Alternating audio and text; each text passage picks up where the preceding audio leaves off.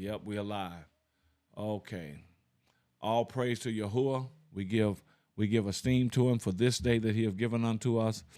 All praise unto his Kodash name for giving us the opportunity to come back again to present this live stream to you guys. We thank our guest this morning, and I am not seen. Let me get on camera here. I don't know why I am not seen.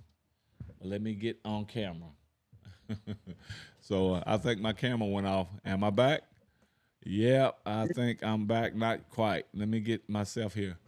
Oh, okay. There I am. There I am. For some reason, I don't know why. Man, equipment. I'm always having a problem with it, and I think that it's not me having a problem with it. I think it's having a problem with me because I'm ignorant when it comes to it. I told my son one time, I said, "Boy, you're gonna have to sit down here beside me and nose me." And knows me. That's what we used to call it, knows me. In other words, be nosy over me. That's where it comes from. But anyway, all praise to Yahuwah again. We're back this morning, and I want to just thank uh, brother Isaac for coming on with us, Sister Trudy, and maybe some others will come a little bit later. Let me make sure we're live. Yeah, we are live right now. And but nevertheless, all praise to Yahuwah. And we're going to be dealing with faith this morning. What is real faith? And I think that we are failing and have failed in a lot of areas of this. Why? Because we really hadn't been taught or made known what real faith is. It's not passive. I think I mentioned that yesterday. And some of us just think faith is this tall in terms of what it is. And actually, there's no height and there's no depth to it on how in terms of what true faith really is. We've been misled. We've been misled through Christianity. We've been misled through a whole lot of things and how we've been taught. We've just been misled, and that's all I can say about that. We've been misled, and but nevertheless, all praise again to our Kodash Father in heaven for allowing us to even have this platform and to say the thing that we are about to say this morning, to do the things that He have ordained for us to do. It's all good. That's what I can tell you. It's all good. And let me mention a little bit of this. We're digging into a lot of stuff, in terms of proving the so-called lying pens of the scribes, proving them wrong. And we're going to show you scriptures concerning different stuff futuristically. As I mentioned this morning, everyone knows. Everyone should know. Well, I say everyone, but I've literally talked to people that really don't know, in terms of our people that really don't know that our scriptures been manipulated, our scriptures been taken from us, our scriptures have been added to, taken away, what's the word? Manipulated and all that kind of stuff. And a lot of our people don't realize this or understand this. You got people that go up against Shaul or Paul because they think Paul is a traitor and don't even realize that you're dealing with a man here that wrote a large part of the so-called New Testament. And so his writings is going to be messed with the most. So there's our people that don't even like Paul because they say he's a traitor. Man, his writing's been manipulated by these same YT people that have manipulated everything else in the earth. They have manipulated everything else in the earth. And I just think it's time for Yasharel to rise up with boldness. Ask the Most High to give you a set.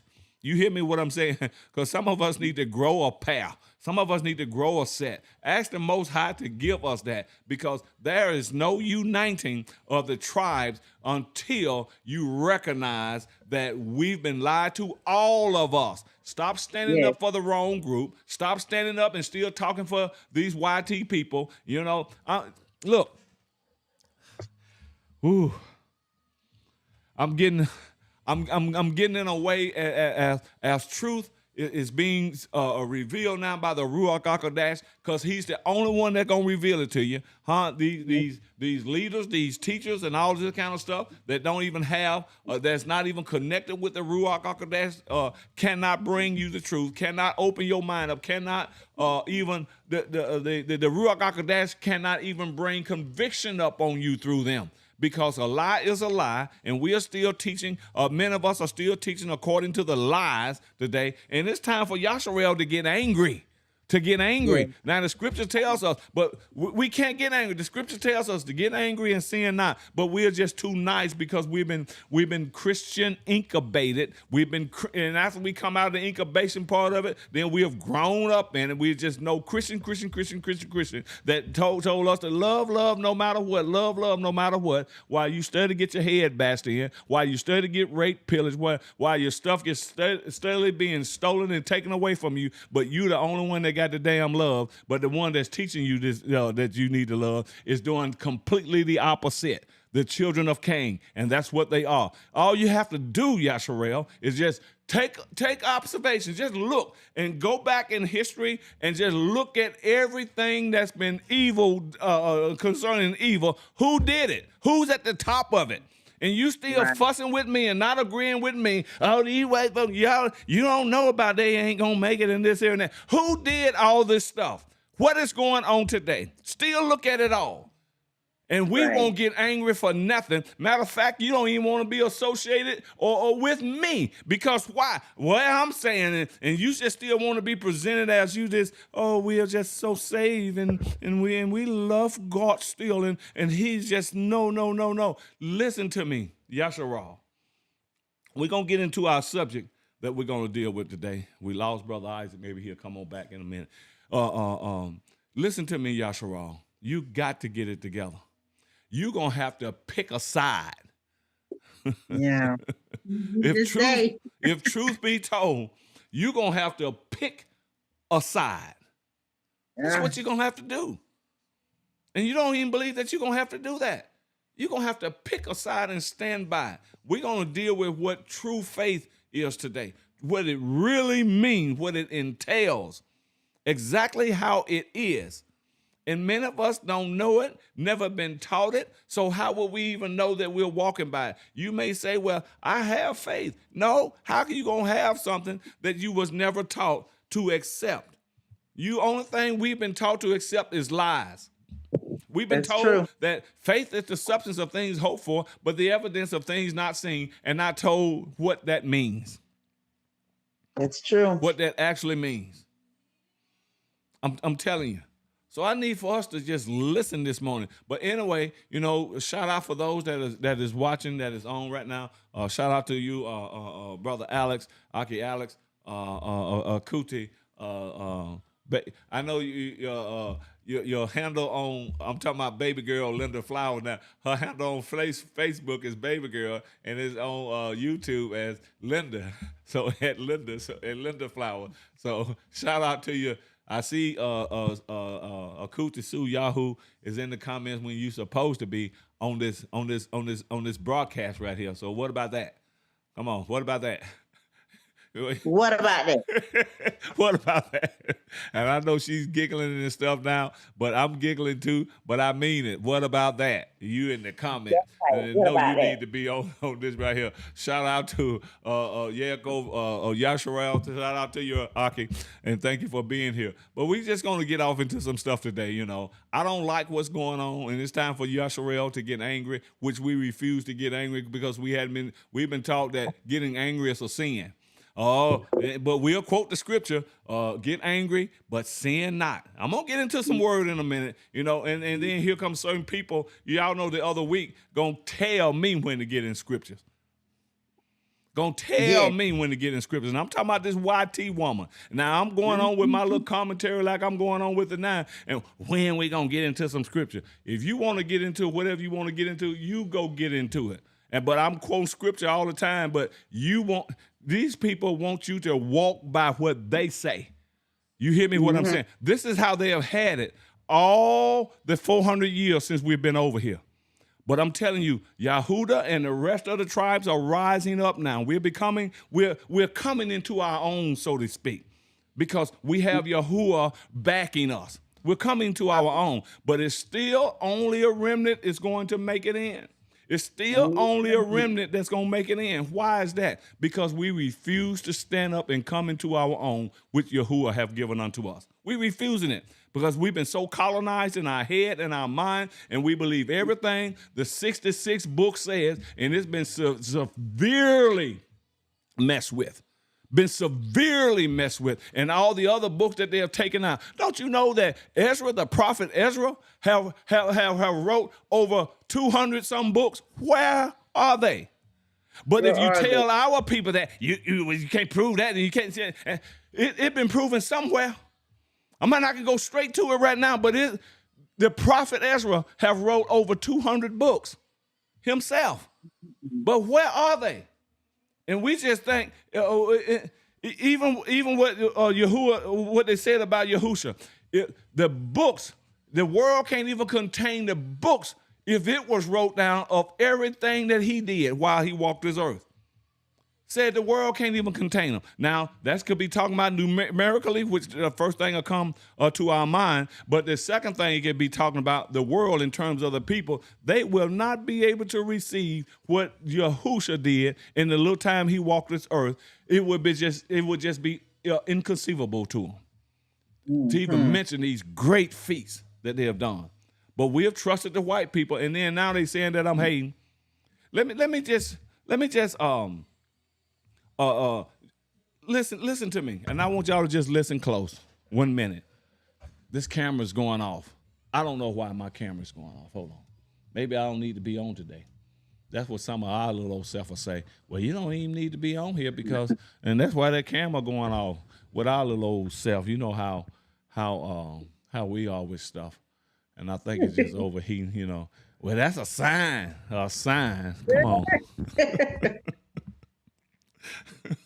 You know how we'll do. That's a sign that you ain't supposed to be saying what you saying because God so loved the world.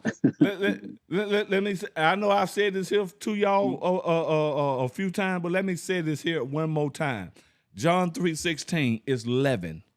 It's 11 because it says that Yahuwah so loved the world that he gave his only begotten son. Now, you do know who the son is, right? The son is Yahusha, right? So in John 17, Yochanan 17, Yahusha began to pull off.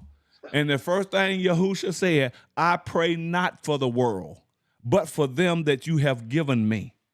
Do we notice that? Do we notice that? So, but the Father loved this world. But the Son saying, who there's supposed to be no conflict with the Father, the Son said, I ain't praying for this world, but I'm praying for them you have given me. All that stuff is YT11. The Father don't love this world like what we've been told. And then here come John in 1 John 4, I think. Here come Yochanan that supposedly wrote it. Now he's saying, love not the world, neither the things that are in the world.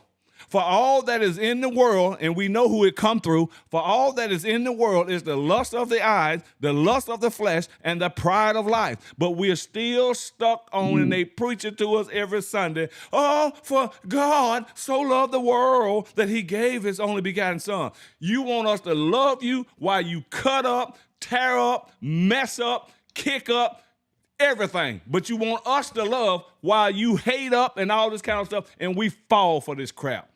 Because we ain't going to believe nobody but a white man. We ain't going to believe the brothers. And we're the most brilliant people on the face of the earth. Listen, let me tell you something. Our faith must be in Yahuwah and Yahuwah alone. This is why he's revealing all of this stuff to us now. All this stuff about these people. These people have been the seed of Satan. You don't think that I've had friends that's been YT people? You don't think that I've had? But I'm telling you, you're going to have to allow the Ruach HaKodesh to bring you to a place where you can see this. Now, when it says Esau I hate and Jacob I love, what you think? He just saying, put some words in the book to fill it up? Mm, He putting words in this book just to fill it up. mm, We mm. don't see certain things. We don't see certain things, man. I'm telling you, I don't need to go back into this. You know what we was dealing with last Sunday about Ham. Even though a lot of scriptures we had that bagged the stuff up, folks still don't believe this. Why? Because they don't want to believe it. Why? Maybe because they married to a white woman or they married to a white man. Tough, man. I read to you yesterday about the book of on the 7th chapter of the 2nd book of Maccabees, what Yahuwah people will go through and have no problem go through it when they love Yahuwah more than what's around them. Are y'all following me? We are not there yet. Yeah. This later generation is not there yet. So I understand Yahuwah when he says that only a remnant. Though Yasharel be as the sand on the seashore, be as the stars in the sky, numerically, only a remnant will be saved. Only a remnant.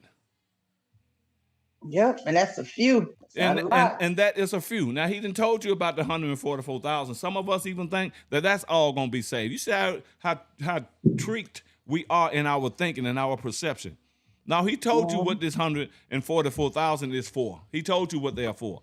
But now he's talking about the rest of the 12 tribes. Only a remnant of them going to make it. Only a remnant. And we the only group that try to bring everybody else along with us. The only group. You know, I was looking at some things about, you know, what ICE is doing, you know, in rounding up the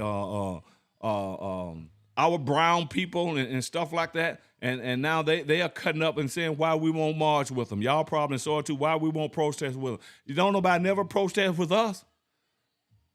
We're the most hated people on the face of the earth. And now they didn't, you know, unalive this white woman in where is it at last week before last? Minneapolis. In Minneapolis, and now some white people rising up. Well, why don't the black community come in and protest with us? We didn't have you protest with us. We want to be called in. We want to be called in on everything but the most hated, and y'all all right with that. Y'all all right with that. When are y'all going to get some backbone and start getting upset at the injustices that's happening instead of trying to be like them? And man, I'm telling you, I'm fed up. I'm fed up with the crap, man. Do we ever get fed up? Oh, you just let God handle it. Man, get away from me with that kind of crap. Do we supposed to get angry at anything?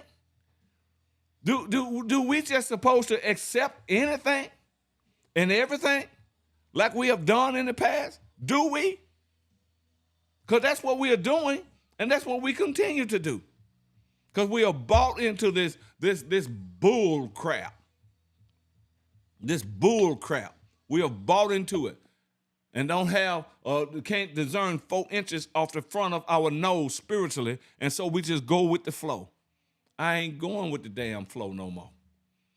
I'm not going with the flow. Where had the flow guide us to? Huh? These people that sat around and taught us for thousands of years, and they gave us Christianity. These people have sat around and taught us for all of these millennials and have gave us JC. These people have sat around for millennials and have gave us a Lord and God. And you still want to listen to them and believe them and bring them on still. And they are the lyingest people on the face of the earth. There are people that said, these YT people, I'm telling you, when you squeeze a grape, you're going to get what's in that grape. If you squeeze that grape, man, you're not going to get orange juice out of it. You're going to get some grape juice. You hear me what I'm saying? These people have presented themselves that they are grapes, but they are dispensing orange juice, so to speak. But when you squeeze it, you're going to get out of what's actually in it, you know? These people have told us they love us and they are with us and this here and that. But soon as you change the way you believe concerning the lies that we have been told, and now they leave too. Their monies and stuff is no longer, can't help that. Y'all know what I'm getting at. Don't make me just go totally there, because I will.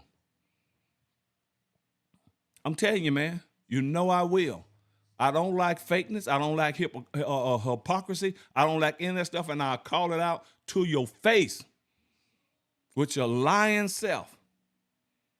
If you love Brother Isaac, I'm using for an example. If you love Brother Isaac and you have come out your mouth that you love Brother Isaac, it shouldn't matter to you what Brother Isaac's wife do. And you're still what you are showing your love and support for Brother Isaac. It shouldn't matter what his wife do, but because of his wife that don't see the way you want her to damn see anymore, so you just leave Brother Isaac hanging. What I'm saying, I'm proving that you are a liar. All of them, they are a liar. They are liars. Well, brother, you can't just bring them all in. Squeeze them. Squeeze them. I'm talking about the nature. That's what I'm dealing with. I'm dealing with the nature of things, you know. I don't care how you clean that pig up. You bring him in out of that pen and clean him up and put him on ties, a black tie suit and everything, huh? You as soon as you open your door up, he gonna run back to that mud hole, cause that's his nature. You got me what I'm saying? That's his nature. You done clean them up, man. You done wash them with some Purex. I bet y'all ain't heard that term in a long time now. Some of them don't even know what that is, Sister Judith. Some Purex. They call it Clorox and bleach and stuff these days. Well, we used Ajax and Purex and all that kind of stuff when we was coming up. But I'm telling you, I'm talking about the nature of people, the nature of certain human beings. And we can't see past this. We can't see past this. Just because they laugh and talk, hey, we're drawn in just like that. Why? Because we already been conditioned to be like them. They are the superior race and all this kind of stuff. I'm telling you, I'm letting the cat out the bag. They can do whatever they want to do. I'm telling you, and many of us are not ready to let the cat out of the bag yet because we are still thoroughly convinced. Now we'll say it with our mouth that they are not superior, but we're still convinced in our insides that they are superior, they are better, and so we're out to please them. We care about what they think of me. I don't give a crap what you think about me. Here. It's time for the tribes to rise back up. It's time for the tribes to really unite. Don't you miss your brothers? I miss my brothers. I'm telling you. Can't you feel it on the inside of your ruach? That your brothers are still scattered? Your cooties are still scattered. Don't you miss? I mean, if you grew up in a family of 10 or 12 people, your siblings, you got 10 or 12 siblings, and now they done moved away and grew up and got scattered, and you don't hardly hear from them. You don't miss them. You don't tell me you don't miss them. You miss them. And that's the way it is with the family of Jacob, with these 12 boys, with our people being scattered. You don't feel this? You don't feel this because the children of Cain keep coming in interfering. Huh? They keep you focused and distracted on everything else, what they done taken from you. You hear me? I mean, and then we accept, they change our names. They change our names to further try to hide us. Who have done that? I'm looking at a brother now, right here on the screen, Archie Isaac, of the tribe of Naphtali. But now he got to, in order to communicate with you on this earth or whatever going on, he got to go by Polynesia now. They've changed everything. And we can't even see that. They see that. You got a Sister Gad on here, but now she got to go by a Floridian. Changing names. No, Sister Gad. Are you hearing me? and all of us, even me myself, I'm no longer a Yahudim or Yehudi. I'm an African American now, and we go for all that bull crap. And we just go for years, and we teach our children like that. That's how they lose who they are because of what the YT colonizers have done. And y'all all right with that? Y'all all right with that? I used to be until I learned more, until the Ruach HaKodesh began to deal with me, began to wake me up. The awakening consists of more than just knowing his name and knowing you are the bloodline. There's some stuff you're going to have to go through to wake up. Some people, when they wake up, they don't just open their eyes and jump up out the bed and all. Like I told you, they open their eyes and they kind of fan around first because they still a little bit asleep. They stretch and do all of that and stretch and still might lay back there again. But until they get the blood flowing and circulating and all that kind of stuff, then they begin to get up a little bit and get themselves together. And we just think that okay, oh, his name is Yahuwah. Oh, I'm of the bloodline. And you think that's all it consists of when you've been piled up on with a bunch of horse crap. You don't think you got to take time to get that horse crap off you? I mean, hear me what I'm saying. And you think just because you can read that, okay, well, the Bible says this, the Bible says that, really, is that really what it's saying? Or are you reading a lie like what I just pointed out to you, leaven, but you don't even understand that this is leaven. And the colonizers that you want to bring on with you is the one put it there. And Yahusha said, even in Kazan, in Revelation, that whoever take away or add to this book, his name shall be taken out of the book of life. But you still want to bring them on. Why is it that we suffer for what our ancestors done, but they say that, well, we didn't do that to you. Our ancestors did that. That's when you're going to have to suffer too. You say Yahuwah is a just Yahuwah. You got to wake up to his justness too, Yasharal. I know I'm going on and on here before I get into this stuff, but I'm just going on and on because of what's in me this morning. It's time for our people to get upset. It's time for our people to get upset about the injustices that's been done to us, about everything that these folk have done for us, and stop going for the bull crap. Stop going and selling for the lies that they told you. These little old smiling Karens and stuff. No, man. No. And I'm telling you, they are not supporting you for any good. As long as you say what they say. Their donations and all that kind of stuff, I come to learn this stuff. When they say, when they are donating to you, look at the continent. Shalom, Akuti, Suyahu, we see you. You made it. Just like the continent of Africa. Look at this from a bigger scale. But we refuse to open up our eyes because we don't damn care about stuff. Nobody, we don't care nothing but for our four and no more. And we don't see what our other brothers and sisters is going for. Look at all the aid packages that they give, that they take and put on the continent and give to our people over there. The West do. These white people do. Look at all the aid packages. And you think that's good? But look at the billions that they're taking away. Still making our people think that they're on the richest continent on the face of this earth. The richest piece of land on the face of this earth, but they having to get aid packages. They having to get aid packages to give them the illusion like these people are helping them when they're taking and stealing the gold, when they stealing the cobalt, when they stealing all the minerals, the precious minerals that these people have, and the people still poor. And y'all want to hold up for them? Hell no. They want to get their feet set over there in Nigeria, like I mentioned yesterday, talking about, we worried about the Muslims killing the Christians. This is what Trump saying. You know what I mean?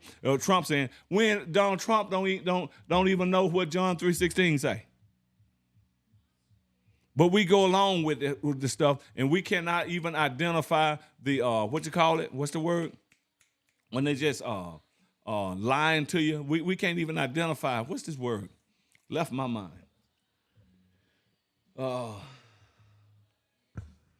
We cannot even identify the sham of it all. That's not the word that I'm looking for. When they telling you just stuff, they try to get a hope in you. Man, that word just left me. It just left me. Have in these last days. Father, help us. The scheme. Yeah, schemes and scam, but it's just like what he was talking about. Muslims are killing Christians over in Nigeria. That is not happening. I got boots on the ground over there in Nigeria, and that is not happening. Yeah, it's not happening. They call it something else, not deception. Propaganda. They propagandize stuff. You got me? So that's what they do. They just sell us a lot of propaganda, and ain't none of this stuff happening, but they doing it to set their boots on the ground because they're trying to take out a certain person or Right. take out some persons so that they can get the minerals. These children of Cain, all they do is what? Steal, kill, and destroy. Isn't that not what has happened? This camera went back off. My son gonna have to come down here and fix this thing for me. But anyway, but are y'all following me? But we can't even see through the propaganda in what they do. They have done this to every, and then split the continent up to 54 nations. 54 nations? Oh, really? I told with one of our groups over there, I said, come on, look what they've done to keep us separated, because they know we're powerful. They know we're brilliant. And here it is, y'all speak 50 billion different languages over there. How are you ever going to come together? How are you ever going to come together and 50 billion languages are spoken because that's what they did. And y'all still want to, come on, Sue, come on, Ken, I love you. You're my best friend. These people ain't your damn friend. You press the grapes. Press the grapes, and you'll see. You will see. Oh, they'll stick with you until you press them. They'll stick with you as long as they got the understanding that they still above you. You see. They'll give you long as they got the understanding that they're still master. But you get up above them. But you ain't even trying to get up above them. Why? Because we've been fighting trying to be equal. Equal to what? When our Father told us, if you will obey me, you shall be above. There's no equality when it comes to Yahuwah. It's equality when it comes to the tribes. But in terms of the other nations, the enemy, the children of Cain, there's no damn equality. But that's what we are still fighting for and losing our lives and margin with the Al Sharptons and stuff and the Michael Kings and all that kind of stuff and talking about we want equal rights. Now, you supposed to be above. But how are we ever going to get above if we don't come to our senses and stop running after our false teachers, trying to bring everybody along, bring them along with us, and we trying to bring the one along that put our baby on an alligator hook for bait. We want to bring them along. We want to bring them along that went in your mama and daddy's bedroom and took your mama out by force and went and had sex with her, and the daddy can't do nothing, you know. But we want to bring master along. We want to bring master children along. The devil is a lie. When are you gonna stand up and say the devil is a lie? Go ahead, He's Sister a Trudy. liar. Pastor, just when you were saying that, it made me think about Moses when they left and he took the 2 Egyptians with him. Mm-hmm. And there was a lot.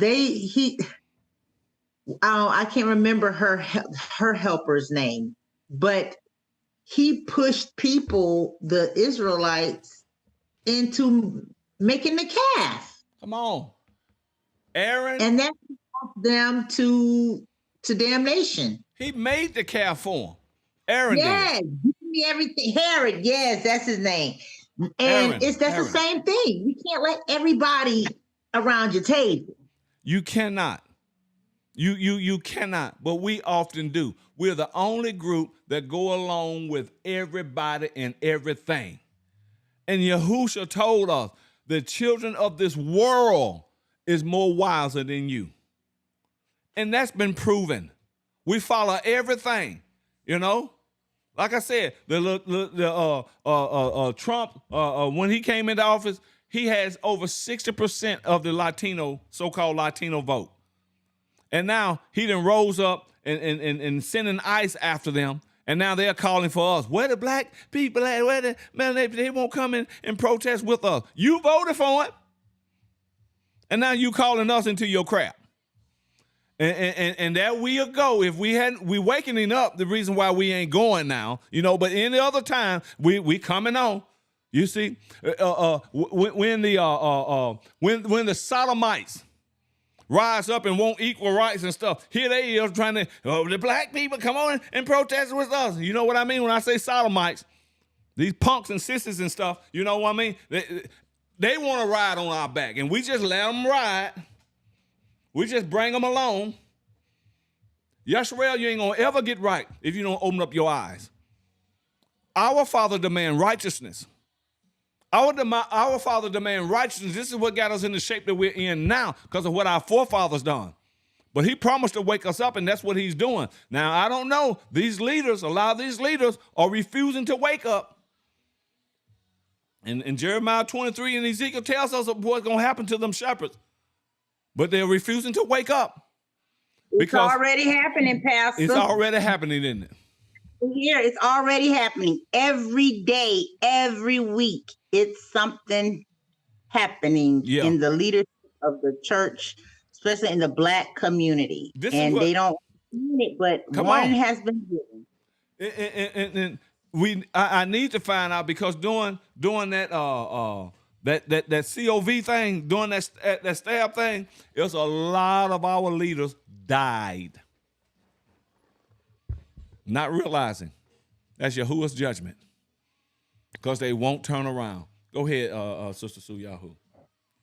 I can agree with Sister Trudy. Mm-hmm. As a matter of fact, I had a dream about a specific leader, and Yahuwah was showing me that we know that hair represents the esteem of Yahuwah, right? Mm-hmm. So I dreamt that his beard was shaven off this thin, very thin. Mm-hmm. And we know that in what book was it? In the book of Samuel, is it 2 Samuel, where they cut off the beards of the men to humiliate them. To humiliate them. 2 Samuel 1. I think it's in one of those Samuels. Isn't one of those Samuels? I know what you're talking about. So we all know that when a man's beard is cut off, it's actually like humiliation or you getting degraded. So Yahuwah was actually showing me that person. And authority is being taken too. He does not want to preach truth. He wants to satisfy people. Yahuwah is going to degrade him. Mm-hmm. That's how it is. And I mind you, when Paul says he was sent to the Gentiles, see the colonizers have come in and also leavenized that. When he says I'm sent to the Gentiles, Paul was talking about his own folk that was acting like Gentiles because they referred to him as Gentiles. You understand me? Don't you remember when he was talking in I think in Romans 10, when he said that he desired for his own self to be cursed if it would save his own people? You know what I mean? He was a big proponent for Yasharel. But a lot of Yasharel had begun to live like Greeks, have begun to live like the Ephesians and all this kind of stuff. When he was walking through that, and they had up all their Elohims, and he said, and then they had one that said to the unknown Elohim. He said, that's one I want to talk to you about. But he was sent to our people. And let me tell you something. And just like I told you before, they're looking for everything in Scripture now because our leaders will not rise up. And just like what Akutu Yahoo said about the dream that the Most High showed her about this leader having his beard, almost like in a line, all this is gone though, but it's just in a little old line going down. That represents his authority is being taken. He's being shown up. Shame is going to come to him and everything. In other words, dethroning the leaders because they refuse to rise up and awaken Yasharel. It's given to the leaders. Even my daughter out there in Nigeria there had a similar dream, and people was dying, storms was everywhere, and I read that dream at some place or not, and the last part of that dream was that she heard a voice when she was in that glass house. Tell this to the leaders. Tell this to the leaders. It's the leader's job to spread these revelations. It's the leader's job. But the leaders are too out for what Cain loved now. Money. I'm telling you, man. It's the root of all evil. But we are still trying to be what we need, trying to be what we want to be to them. We still got to make them think, okay, we love you. Or we're still after this here kind of stuff, man. Come on. Mm-hmm. Now, I do want to get into what I originally told y'all what we were going to deal with today. Because I'm telling you, this stuff is down in me, and I'm just not going to take it no more. I'm just not going to take it no more. We need the tribes, the leaders of the tribes, to stand up and begin to teach our people. Begin to teach our people the truth. Yes. Begin to really pull out and ask Yahuwah, show us where our people are. Show us where our people are. Because we've been named everything now. And we don't even know who we are. We've been named everything. But this is what we got to do. Yasharal, come on. I'm calling you up. I'm calling you up. Calling you up. You don't have to be a part of the many that will not make it in. You don't have to be a part of that. You can be a part of the remnant. The remnant can get bigger. The remnant can get bigger. So we have to stop with our hard-headedness. We have to stop with our stubbornness. We're going to have to humble ourselves and become humble as a people. And in order to do that, you're going to have real faith. Real faith. All right. Let me just go into this here a little bit. What is real faith? What is it? Listen to this right here. Just jotted some stuff down here. It says having faith in Yahuwah means more than just believing he exists. You know, like Hebrews, what is that at? Hebrews 10, 11, and 6. He that cometh to Yahuwah must first believe that he is, and that he is a rewarder that diligently seek him. It's deeper than that. That's what you've been told to hide the meaning of what real faith is, right? Yeah. The meaning, you have to believe. You have to. Let me just read it again. Having faith in Yahuwah means more than just believing he exists. This thing keep trying to go off on me. It's more than just believing that he exists.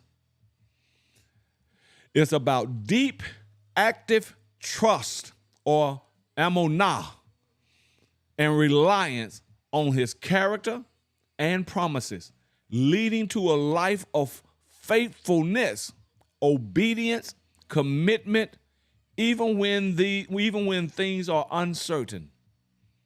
Even when things are uncertain, just like I say, we think that that faith is only believing in him to give you a piece of bread or something because you don't have anything. You know, that's what they have narrowed it down to. But it leads to a life of faithfulness, obedience, and commitment, even when things are uncertain, involving a willingness to risk security and walk in his truth. Very few of us have that. And I'm not coming with this stuff as to make you think that I'm there. I'm not there yet, not completely. But just like I said yesterday, I'm sure striving. True faith is only dependent on him. Only being dependent on him. Not her, not him, not them, but on him. If you follow me what I'm saying. On him. All right, listen. It's a holistic reliance moving from simple belief to courageous trust and living out his will. His will. We've been trained, we've been brought up, and we're still acting actively in it to depend on someone. To depend on someone, for everything. I remember when I was raising DW, my son, Yahuwah actually told me, I can't be Yahuwah to him because you are. In other words, my son, your children's supposed to be dependent upon you, Aki Isaac.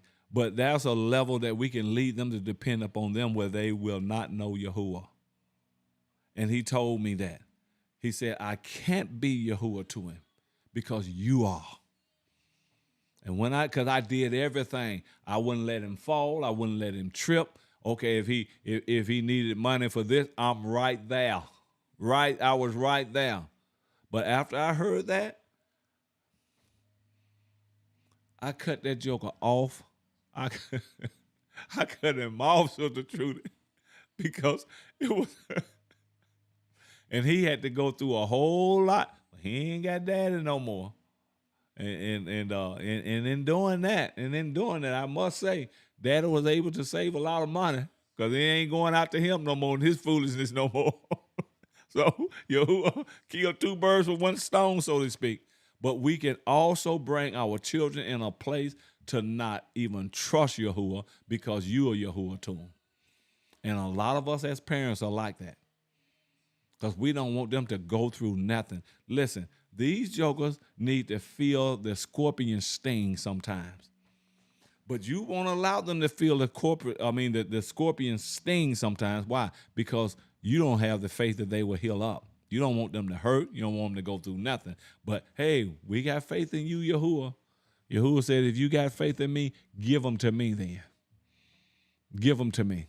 And many of us are not able to do that because our faith is not matching. Our heart faith is not matching what our head faith or our mouth faith is saying. The heart faith is not matching. Look at this right here. What actually is faith in Yahuwah? Deep trust, a feeling of safety, security, and confidence in Yahuwah, moving beyond intellectual knowledge to active reliance on him. How many can say we are there yet? I need to read that again. Deep trust in Yahuwah. It gives you a feeling of safety. Now, our mouth can say these things. Our mouth can say these things, but let us lose that job. Y'all follow me? Our mouth can say these things, but if we got stocks and play the stock market or something, which I ain't many of us doing, but just say we are. If we play the stock market and then the stock market crash, is our safety in Yahuwah? How do we feel about that? Come on now. But deep trust in Yahuwah gives you a feeling of safety, security, and confidence in him, moving beyond intellectual knowledge to active reliance on him. Now, when it get to that intellectual knowledge, you know how when we're operating in that, we are very puffed up. But we are called that we'll say that we're trusting Yahuwah. What you guys think about that? Intellectual knowledge now. Not leaning to that, moving beyond my intelligence, my smartness, or what I think I know because I'm well studied. Don't mean a thing. Doesn't mean a thing. Oh, you'll follow me. Faithfulness and loyalty. Amunah. The Hebrew word amunah implies loyalty. How many of us are loyal to him? Let somebody piss you off. See how loyal you're going to be to Yahuwah. See, when the river is flowing smoothly, when the ground is level, oh, I love you. Oh, Yahuwah is my light. He's my everything. Oh, I love Yahuwah. We'll even cry some tears.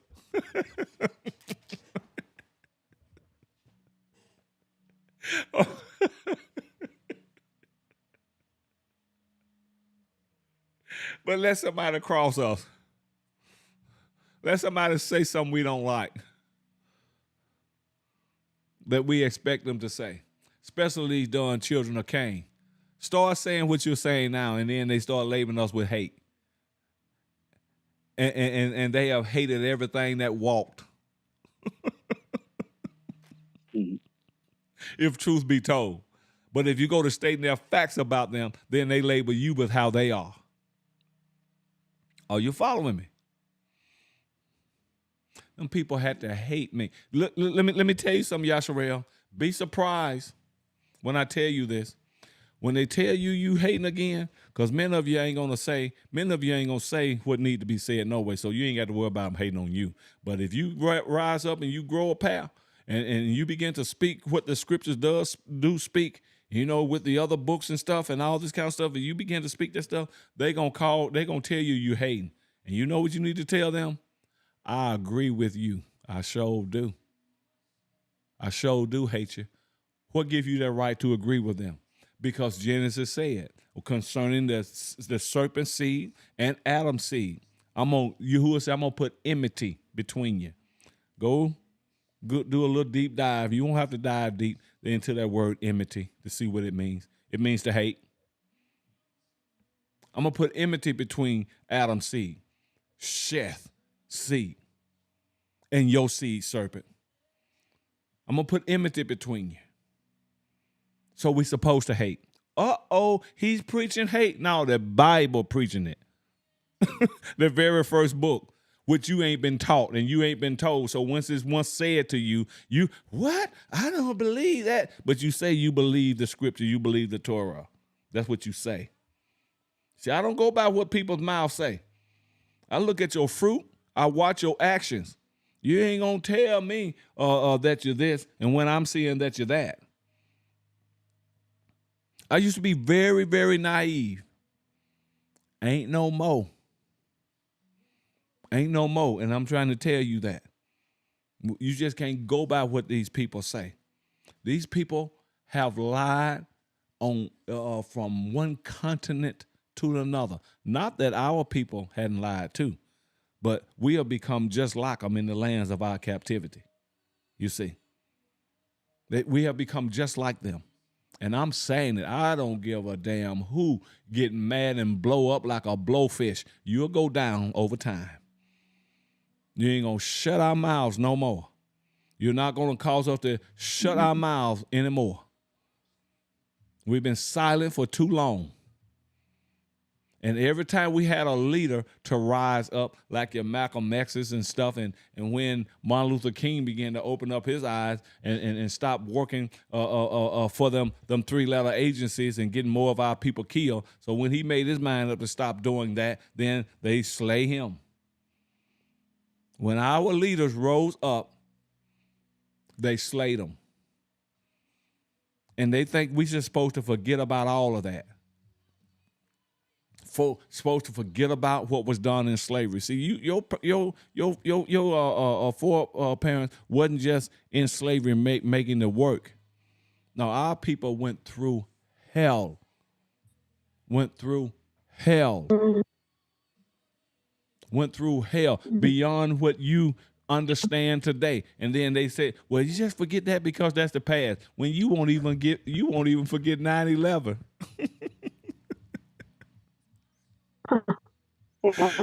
Which you think that we don't know that your own folk did it in order to get some stuff they wanted. These folk will do anything to get some stuff accomplished. You hear me? See, look, they had to bring it down. You won't even forget 9/11, but they had to bring it down. Why? Because they ready to get rid of Hussein, but they needed an excuse. So let's bring these towers down because he got some weapons. They create chaos everywhere they go. When Hussein was the dictator or president or whatever you want to call it, over there, them two Islamic tribe, they was at peace. He kept stuff at bay. But they love chaos, so we get rid of him. And the Sunni and and I forgot the name of the other tribe, they'll go at it then. And that's what's happening. They love chaos. They love chaos. Yeah.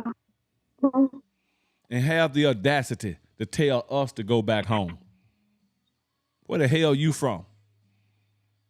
They don't have. You breaking up, Sister Suyahu. I think they don't even have home. We can't make out what you're saying.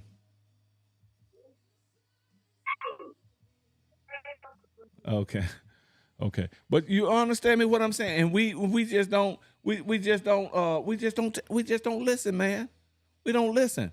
Don't be afraid to speak no truth. I don't care who the hell is in your presence. Look at here.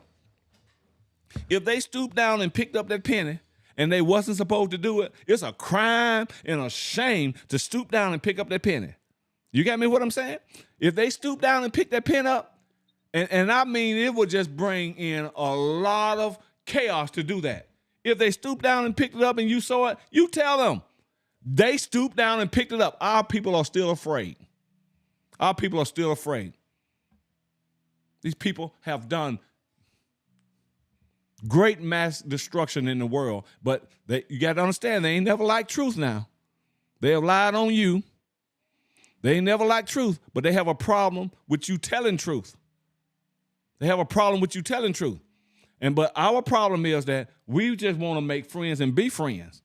And we care about what they still think about us. Am I coming up against these people? That's the question that I'm posing. Am I coming up against these people today? Hell yeah. They have come up against you for 400 years. And you are afraid to talk. You are afraid. And your eyes see what done happened. Ain't no other nation on the earth have done what these Edomite nations have done. Ain't no other nation on one end of the earth to the other. One end of the earth to the other. And you see this. And then you have the audacity to get upset with me when I'm calling it out along with them. You won't be a part of the remnant, Yasharal. If you still that ignorant to see this. Come on now. Come on. Judgment day is coming. Judgment day is coming. And now then they talking about coming into our kingdom to share in our inheritance. Let me tell you something. Let me say this right here, and I'm gonna get to you. Then you talking about because you acknowledge Yahuwah, you acknowledge his people, so you come over and share our inheritance. That is not what the scripture says. The scripture says you come over. If you come over, you're going to be slave. You're going to be a servant. And they got a problem with serving you now. And they'll say, well, I ain't got no problem serving you. And I ain't got no problem serving you. You a lie. Because you got a total different nature than we are. See, that's the reason we don't have any problem being a servant. Why? Because we were servant to our father, our Kodash father. That's our nature. But you took advantage and flipped it and just tried to just work us down like dogs. And then you supposed to come over and share our inheritance when you've been had our inheritance for 400 years because we disobeyed. You think all that what you got, your wealth and all this kind of stuff, it don't belong to somebody else? It belong to Yasharal. Come on. It belonged to Yasharal. You ain't got this stuff because you were so smart or because you were so special. You got it because we was disobedient. That's right. That's how you got it. Because we was disobedient. Father, help us. Man, we need help as bad as a hog needs slop. Are y'all following me? That's the only reason why these people have wealth. That's the only reason why they got the banks. That's the only reason why they got the mighty armies. That's the only reason why they have these countries like the U.S. and it's built up and it's mighty and stuff. Because Yasharel disobeyed. Yep. But everything is coming back. Everything is coming back to us and the 12 tribes. Know that. And still, if you getting mad about what I'm saying, you still should, you used to buying your way into everything else. That's what you used to doing, making people obey by what you give them. So if you were smart, if you was really smart, you don't like what I'm saying and what I'm doing and how I'm presenting and all that kind of stuff, you would be really smart to just still try to just buy your way back in since that's the mentality that you have. Okay. He just might be wrong. And if I just continue to Baruch Yasharal, because he didn't say, because that's what he said. Whosoever Baruch Abraham, he shall Baruch. But now you mad at one of Abraham's sons here because he's stating some facts about the crap you done done. You upset at one of Abraham's sons because he's speaking the truth of what you have done. And you think that gives you an excuse to stop baruching him? You only making it hard and bad for yourself. Because he said, whosoever baruch Abraham, he's going to baruch. Yeah. And then, Brother Isaac, they'll think that I got a problem because I'm stating it. Oh, he's upset. He need to forgive, and he's upset. Forgive you. Tell Yahuwah to forgive you. And see what he revoke Joel 3. See what he evoke Obadiah. Tell Yahuwah to heal you. I mean, to forgive you. Well, Yahuwah said, okay, I'll forgive them, so I'm not going to bring up on them what I told them that I'm going to do in Joel 3. I'm not going to bring up on them anymore. I repent of that I told them that I'm going to do to them in Obadiah. I'm not going to totally destroy Edom and everything that was attached to them now because I forgive them. That ain't wrote. That's not wrote. And then when I say I choose not to, and our Father is choosing not to, see, they try to trick us. You ain't supposed to be forgiven. You ain't supposed to forgive someone until they ask. Until they ask you. See, Christianity done taught it different, and the reason why they taught it different because they wanted to mash your brains in while you continue to forgive them. Oh, I forgive them, so you won't have an uprising against Massa in his house. Oh, I forgive them without them even asking. Now, let me break that down to you so you can understand this right here. What is required from Yahuwah, what is required of you from Yahuwah to forgive you? What is required first? It requires you asking him, oh, Father, please forgive me. For forgiving his laws and commandments. You have to, exactly. That's what you have to do. So Yahuwah tells us to do something that he's not willing to do. Them white folk put that in scripture and told us to do that. Now, you're going to have to ask, and you're going to have, because Peter said, how often shall I forgive my brethren? Yahushua said 70 times 7. Every time he come and ask you. Now, what we do not supposed to allow to happen to us is allow what they have done to allow bitterness to take form in our heart. You see, that's when it can hurt us. Bitterness. They have misconstrued bitterness with forgiveness. Not forgiving a person do not bring damage and sickness to their body. The bitterness of heart brings that, you see. But we think it's unforgiveness. No, you don't forgive someone until they ask for forgiveness. Yahuwah will not forgive you until you repent and ask him for forgiveness. Now think about it. Don't fight me, just think about it. But what the hell you care about the truth? You ain't never cared anything about no truth. Never cared anything about it. They don't want to hear the truth just because they know destruction is coming to them. It is coming. It is coming. You know, and they don't want to hear it. You know what I'm saying? Yeah. But they got to hear it because it's in the Bible. You know, it's in our scriptures, you know. Right. Yahuwah wrote it. You know what I'm saying? The problem doesn't lay with us. Come on. It lays with Yahuwah, you know what I'm saying? Yes. Yahuwah said it, you know what I'm saying? Yahuwah said there's destruction for them. That's, you know, they got to take it up with them. You know, they got to take it up with him. Yahuwah said it, Aki.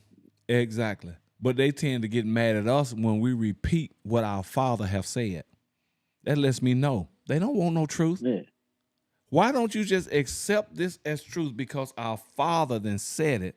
Why don't you just accept it as truth and just really, I mean, no way for you, but at least I could try. At least I could try. I'm not going to get mad and start downing them and all this kind of stuff, because then I show enough, I'm fathering oppressing Yashua then. I'm father oppressing them, you see. So why don't you just make an attempt to get right, do right, which is impossible, I believe, because the nature have to change. The nature. It's the nature. Just look all back down through history. Look at Alexander the Greek. I know y'all call him Alexander the Great. Ain't nothing been great about him, you know. And then here are people that you call dumb, docile, and ignorant, but you always have to keep tabs on them. because you know that they would excel you in everything if truth be told. If truth be told. I'm not afraid to say this stuff to you because I'm telling you, man, just like I told you, Herod did not like what Yahushua was doing. He didn't like what Yahushua was talking. And his people came and told him, Herod said he's gonna unalive you, he's gonna kill you, and this and that. And Yahushua turned and said, you go tell that fox. You know, a fox ain't nothing but another breed of a dog, right? So you go and tell that fox, I'm going to walk today, I'm going to walk tomorrow. Then he had to tell his disciples, you're going to have to walk, you're going to have to do what you're supposed to do, obey Yahuwah while it's day, because that's a bad time coming that he referred to as night, that no man is going to be able to say these things. So you go tell the fox, he can't lay a hand on me until my Father allow him. But do we have those kind of balls to say that and to do that? Or do we still just want to cater to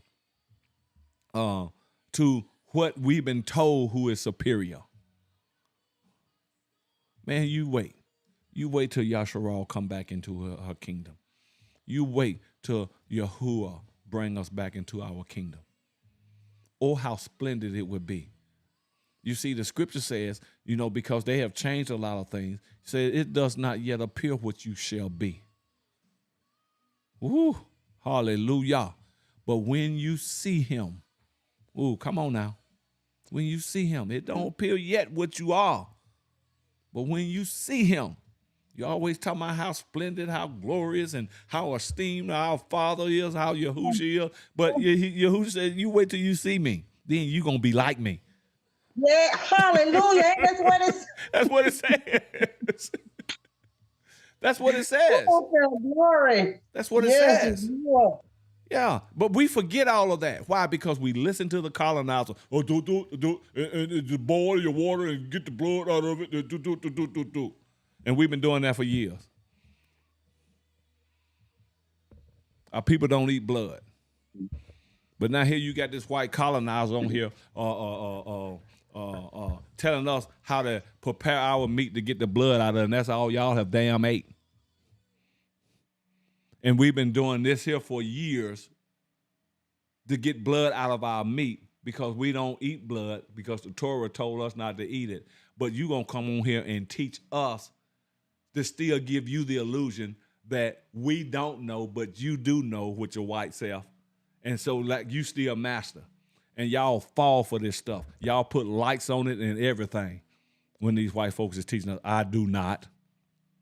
They could be right in what they're saying, but how are they right? Because they learned it from us. And if you are right, go and tell your own folk. This is how I feel. And I don't care some of y'all melanated tails can say, well, you bitter. You can say whatever the hell you want to. What I'm saying is right. You don't move me. You don't hurt me. You none of this. What I'm saying is right. And y'all have yet to just wake completely up. I'm telling you, because you still want to bring on those crews. You want to bring on that extra weight that doesn't supposed to be brought on. Why? Because you've been made to be this way. You've been made to be this way. Are y'all following me? Yeah. We need Yahuwah's strength, Aki Isaac. We need it. We need his strength. We need Yahuwah's strength on us, though we'll keep falling for everything. I look at the 7% of and it's not only in South Africa. They like this everywhere. I look at the 7% of the population is them people, them YT people out there. But on what 70% of the land have just taken from our folk, ran our folk off, and they make up 7% of the population or something like that. 11%. You know why they do it? You know why they can do it with their devilish, dangerous self? Because they got the guns. That's the only reason that they got it. But we got a gun too, but we won't use it. We got 45s, we got cannons, we got all this one big mighty weapon, but we don't have true faith, so we don't use it. And that mighty weapon go by the name of Yahuwah. That's right. He said it. He Hallelujah, said, I don't Yahuwah. care if the whole world is against you. I'm more. Yeah. And the whole world is against Yahshua. But we don't have the faith to back that up. But we'll say it. Oh, thank you, Father. How about I believe you, Father. You don't believe nothing. You don't believe nothing. You're just talking. And I'm sick of the talk. Go ahead. Yeah. That's what Yahshua needs to do is wake up and call upon Yahuwah. That's and it. Stop calling on JC. Stop calling on JC. Stop calling on Trump. Stop calling on the government. Stop calling on those that you think is better than you. Stop calling on the colonizers. Stop this crap and call on Yahuwah for real. For real. Yeah. For real. And we won't do it. Need to let go of the, of that loveness of the other people. Yeah. Because the other people doesn't love us. And Like start how hating Yahuwah them. love us. Yeah. You know what I'm Let me saying? read this comment. Only Yahuwah can love us. Yahuwah only has love for his people. That's why he ain't dealing with these other nations.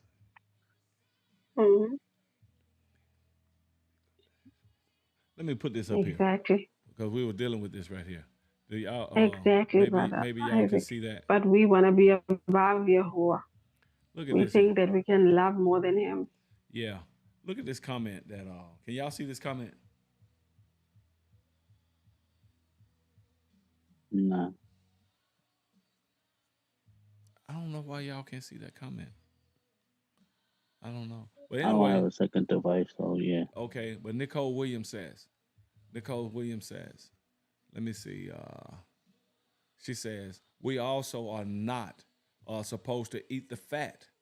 And they are teaching rub beef tallow on our flesh. It's in their DNA to mix the Kadash with the profane. Their nature. Their nature. Are y'all hearing me? Their nature. This is what's happening. Their nature. Father, help us. Man, we need help.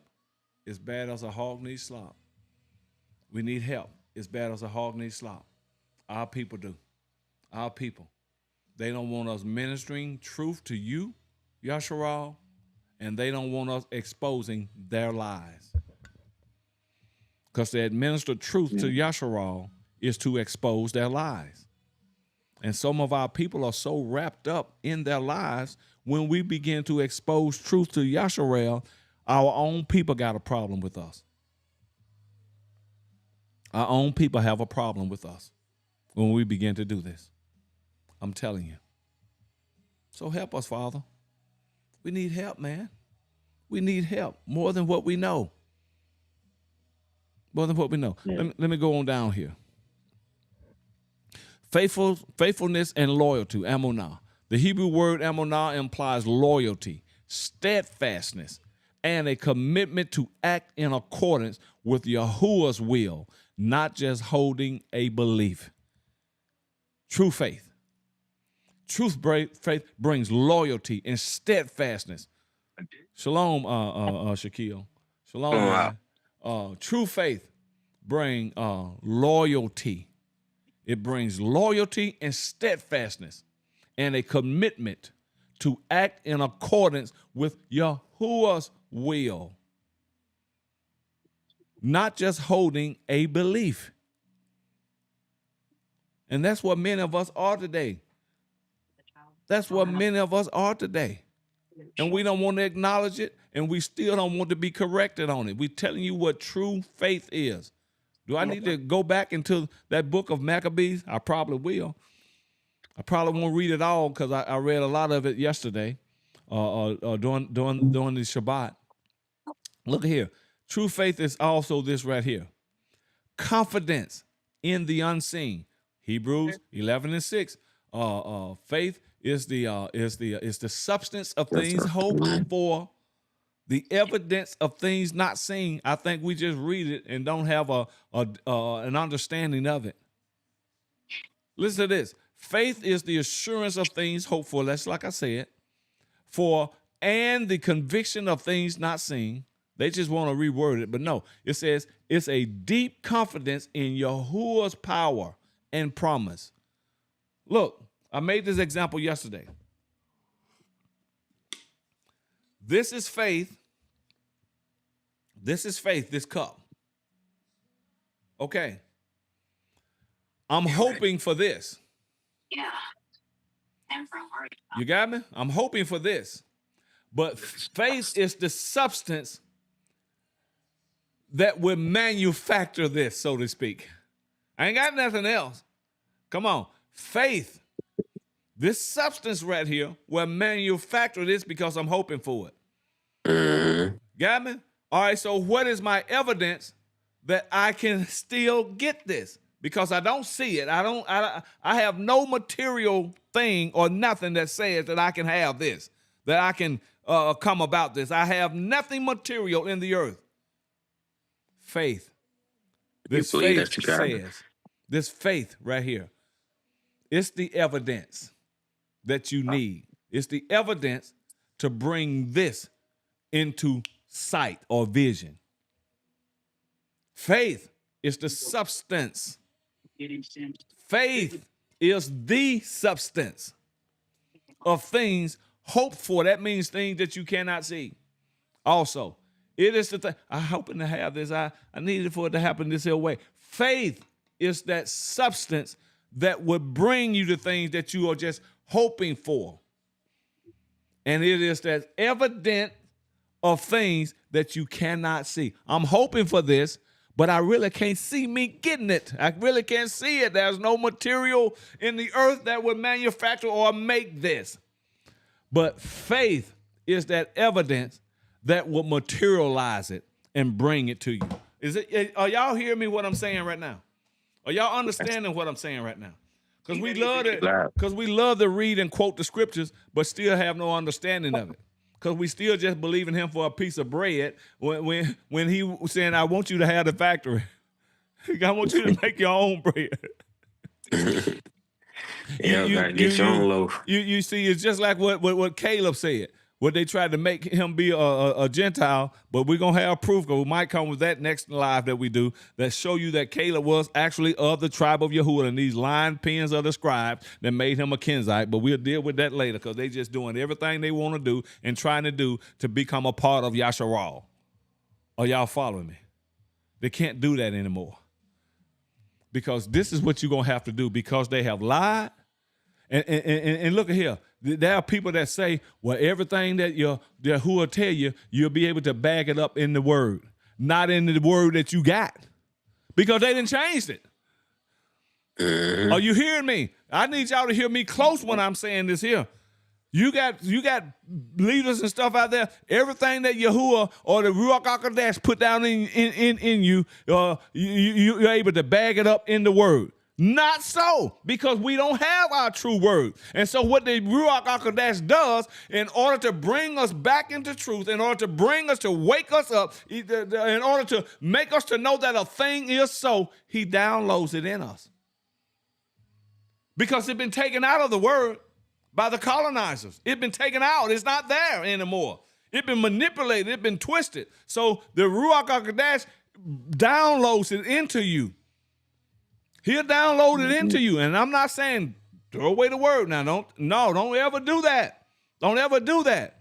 But he have to show us things that is in the word, and he show us things that they have taken out of the word. Are y'all following me? Discernment. Come on. Discernment. Come on. You know, Come on. they gotta they can't just read it. They gotta really They got look to at the 2 word Timothy and really 2:15. They got to study to show themselves approved. Well, listen, That's the word. this is what I'm gonna do. I'm gonna use this here again as an example of what I'm talking about. In in 1 BC, this was in the word. Yahuwah spoke and moved upon holy men as they wrote. This was in the word. You got me? It's in the word. Now they have taken it out of the word.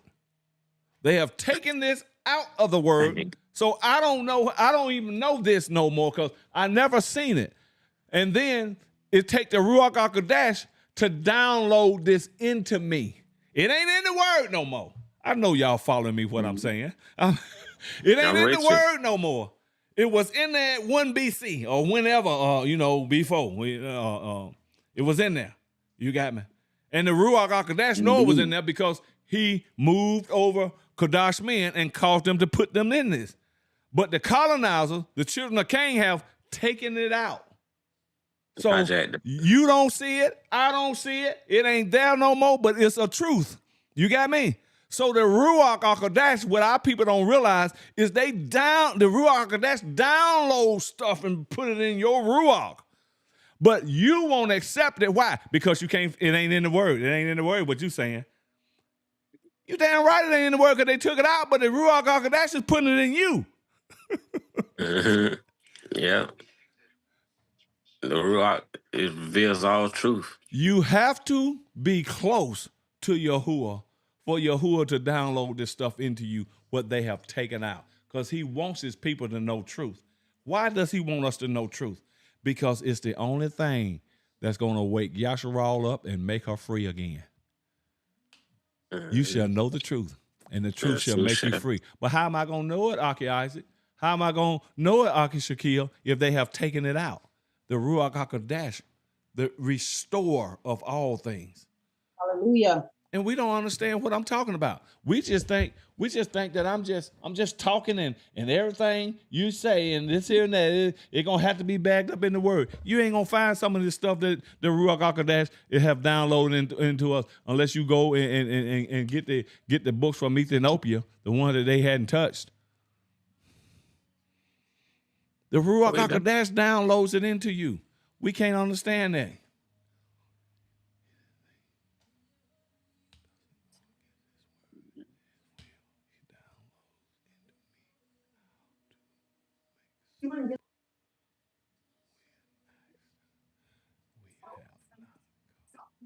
And like I said, Yahuwah is only dealing with his own people. Yeah. He's not dealing with no other nation. No other nation. Only his own. No other nation. It's the own that came to him. He's not dealing with the white folks. Come on. He ain't dealing with the Arabics. Come on. Or the other Adamic seed. Yeah. He's only dealing with Yasharal. And the leaders of Yasharal. Come on. And when the Arabics and the other white folk and stuff come into it and all that kind, they said Jesus Christ calling them. Jesus Christ. Yeah, Jesus Christ calling you. Yeah, that's who calling you. Because that's who y'all Elohim was. We're the only nation that had Aluah. We're the only nation that's been chosen. Now, am I saying that can't none of the Adamic nations come in? You know I ain't saying that. I'm just saying that there are some people that was not created by Yahuwah. And I see that clearly. That was the purpose of the flood of Noah, was to wipe out the Nephilim seed. They wasn't created by Yahuwah. But just like I was bringing out last week, but if you go and see the deal, if I can call it a deal, that Yahuwah made with Aaron, that he made with Aaron. Now, I've never seen this on any social media, but when I taught this thing last week about Ham, Sister Trudy, had to sleep with the one white woman that was in the world, and that's Haman, which was his mama. He had to sleep with her because that's how the seed got preserved. You hear me? And so Ham, she got pregnant with Canaan. That's why Noah cursed Canaan. You got me? Canaan, again, was when he was born, you got to understand, Ham is half white, half melanated. Got me? But when he got Canaan from his white mama, then Canaan could be 3/4 white, 1/4 black. Give me an example. I ain't going by percentages. But you understand me what I'm talking about? Now that's Canaan, that Ham bore by his mama. It still ain't but one white woman in the world. Still ain't but one white woman, and that's Hamor, Ham's mama, Canaan's grandmama. So how else are they going to preserve this seed? Canaan had to sleep with his grandmama. And maybe a daughter came. I don't know. Maybe. This is where I'm just speculating at now. You got me? Maybe a daughter came, but use your logical sense. Use your logical sense and try to do that. So maybe a daughter came. And if a daughter came, because you got to understand now, these people lived to get 800-900 years old back then. You feel me? That was getting pretty old. But anyway. That's good. Yeah, but anyway, so maybe a daughter came when Canaan slept with Hamor, his grandmama. So still, I'm going to get you. So still, how did that seed get preserved? Canaan, again, had to sleep with his daughter, his white daughter. She white now, you know. Mm-hmm. She white. And so when Canaan and it had to continue on like that. I'm not trying to make no one look bad, but how else would you get it? How else would you get it? Go ahead, Sister Trudy. Now, because if he slept with his mother, didn't he have a wife though? Yeah, he had one. So he actually committed 2 sins. He had to, yeah, because Noah brought him a wife. Noah brought him a wife, and that's how he got Cush, Meshulam. Those are, if you want to call it, the chocolate nations. That's how you got those nations. You got me?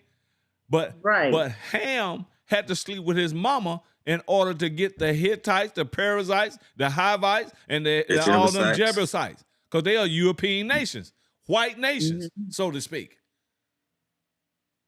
But now the seed still had to be preserved through the flood. The Nephilim seed, or the seed of Cain. It had to be this way. Are y'all following me? But I hate to go back. But now the reason why I said all that, now I'm seeing some white fella, I think he was white, this clip 9, talking about the same thing, incest. Why we ain't heard this stuff before? See, every time we begin to reveal truth, then they want to come in on it and like they're teaching it and bringing it forth.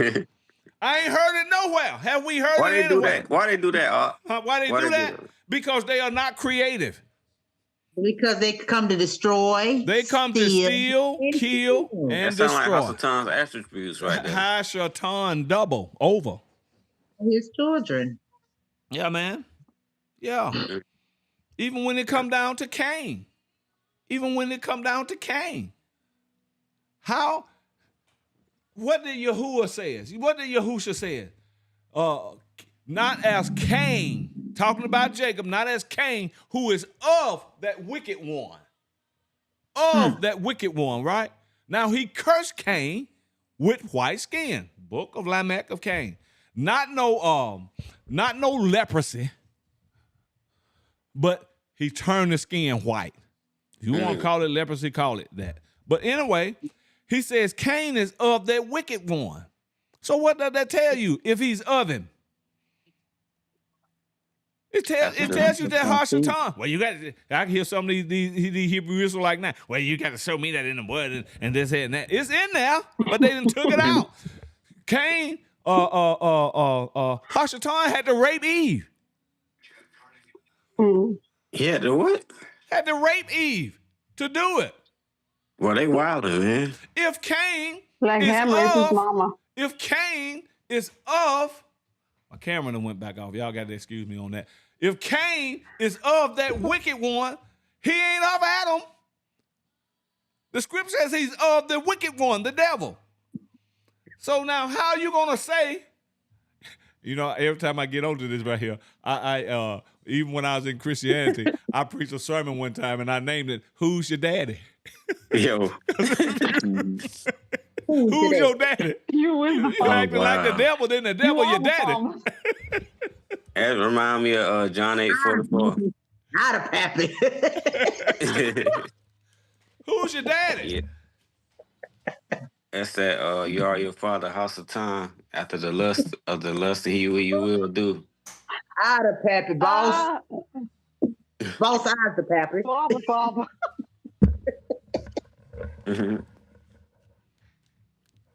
That's wild. I'm trying to get this thing back on. Y'all just keep talking till I can get it back on.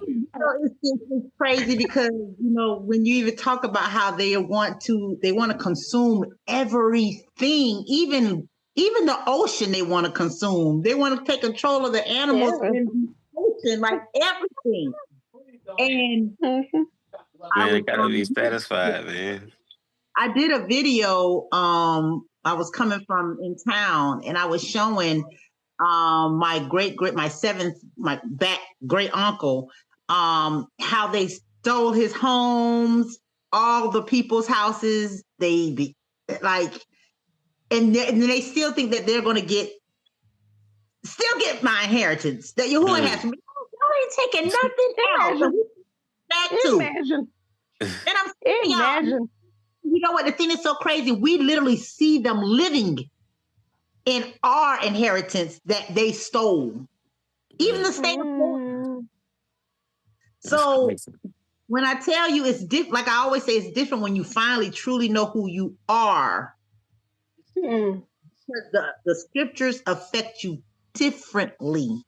Every day, I by the land that was stolen from my people. Salt mine. We had a salt mine that the government stole from the people for the Civil War, the Seminole War. Those are my people. And it says, be angry and sin not. No, I ain't gonna go and kill them and cut their head off and do like they did us. But man, it makes you look at things differently. And those of you who don't see it, I feel sorry for y'all. I really have. Since you're talking about that, I have a question. Like the scripture says that we are well in our rights to get angry, but we should not sin. Like you said now you're not gonna go and cut their heads off. But we must remember that the commandments, the laws, and the statutes were given to Yasharal. Right. When that commandment, I think it's the 8th commandment that said, "Do not murder." Mm-hmm. I don't think Yahuwah said, "Do not murder the other nations." It was within us. I think it's only for Yasharal. I think only Yasharal. Don't murder your brothers. Or your brother. Your kids. You know what I'm saying? Because it was only hopefully this thing won't go off again. So if you cut the heads off, I don't think Yahuwah's gonna punish you. Look at here. The only reason why we can't kill now are these people, these opposing people and stuff, and all that kind of stuff, is because you're not in your land where that law is permitted when you killing for righteousness' sake. See, they'll kill you now for anything. I mean, they'll put you in prison now for anything, especially you. Yeah. You see. Yeah. When he say an eye for an eye, tooth. Go ahead, sister. But I'm specifically asking about the sin. Since she said she's not going to, like Yahuwah said, we should not sin.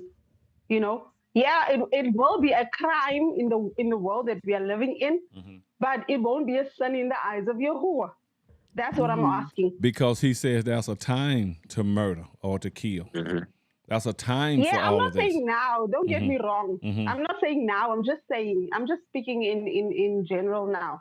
When you kill somebody, even if we are in our lands, I'm talking about that now. Yeah. Even if we are in our land, and if we do that, is Yahuwah gonna hold us accountable because the laws that was given for us only? Am I wrong with that? I'm still trying to get what you're saying here. What? Sister Trudy said, she was talking about how they stole their properties, their lands, and everything, right? And she said she's angry and everything, but the word teaches us that we should get angry and not sin, right? So she was talking about she's not going to sin and go and cut their heads off. you know. But I was saying, because the laws were given to Yasharal only, and those people that stole their lands are not of Yasharal. So if she goes and cut, I'm not saying that she should do it now. Like you say, there's a time for everything. But what I'm saying is, if she goes and do what she wants to do, go and kill them or whatever, is it going to be a sin in the eyes of Yahuwah? Because the 8th commandment said that the 9th or the 10th. Yeah, I can't remember which. I think it's the 9th. It says that we should not murder, or the 7th one. Yeah. So I'm asking, is it going to be a sin in the eyes of Yahuwah? I know it's going to be a crime in the world that we are living in if she goes and kills. But I'm asking, is it going to be a sin in the eyes of Yahuwah if she kills somebody that is not of the nation? All right, let's see what our law says. Let's see what our law says. Let's go to the Torah. You know, you have to go to the Torah for that. You know, but now. Yeah. Go ahead, sis. That's why I said the Torah says that we should not murder. Right? Murder is an unjust killing. Murder. Or premeditated and all that. Yeah. Premeditated one. So if go ahead. Sorry. Go ahead, sis. Yeah, so I'm asking, in her situation now, like she said, she's not going to go and kill. Let's say if it was me and my property, my family's things were stolen, and I get angry and I go kill some of them. My question is Yahuwah going to hold me accountable for that? Is it going to be a sin in his eyes if I go and shoot some of that white people that stole our land? Because they are not Yasharal. Well, I'm going to tell you this right That's my question. I can't answer that, because the scripture says an eye for an eye and a tooth for a tooth. And from that, well, I'm fixing to say, until this jumped in my mind, I was fixing to say that, you know, someone that stole something from you, taking their life is not a justification for you taking their life. But if someone have taken a life away from you, then the congregation is supposed to take his life. That's a just killing. But now we have to see. Let me see what Sister Trudy got. Okay. With knowing that they murdered my great Uncle Sinclair, his wife, and all his children. They don't know where that they're buried at. Like, they won't even tell our family where he's buried at, because they thought he was a white man because he could pass for white, but he was black. So they allowed him to get everything. Like, he was basically the Senate. He was going to be the Senate for Florida. They killed him because they knew he was black, but he passed for white. Right. They did not know. Okay, gotcha. You know, because back then, in that time, they were separating the families, putting them with who they thought should be white, who they thought was native, who they thought were, because slaves were actually bought here. Slaves weren't here; they were bought here. So that's how my grandmother's grandfather got here. Okay. But I'm saying, for the families that we know, we have their names.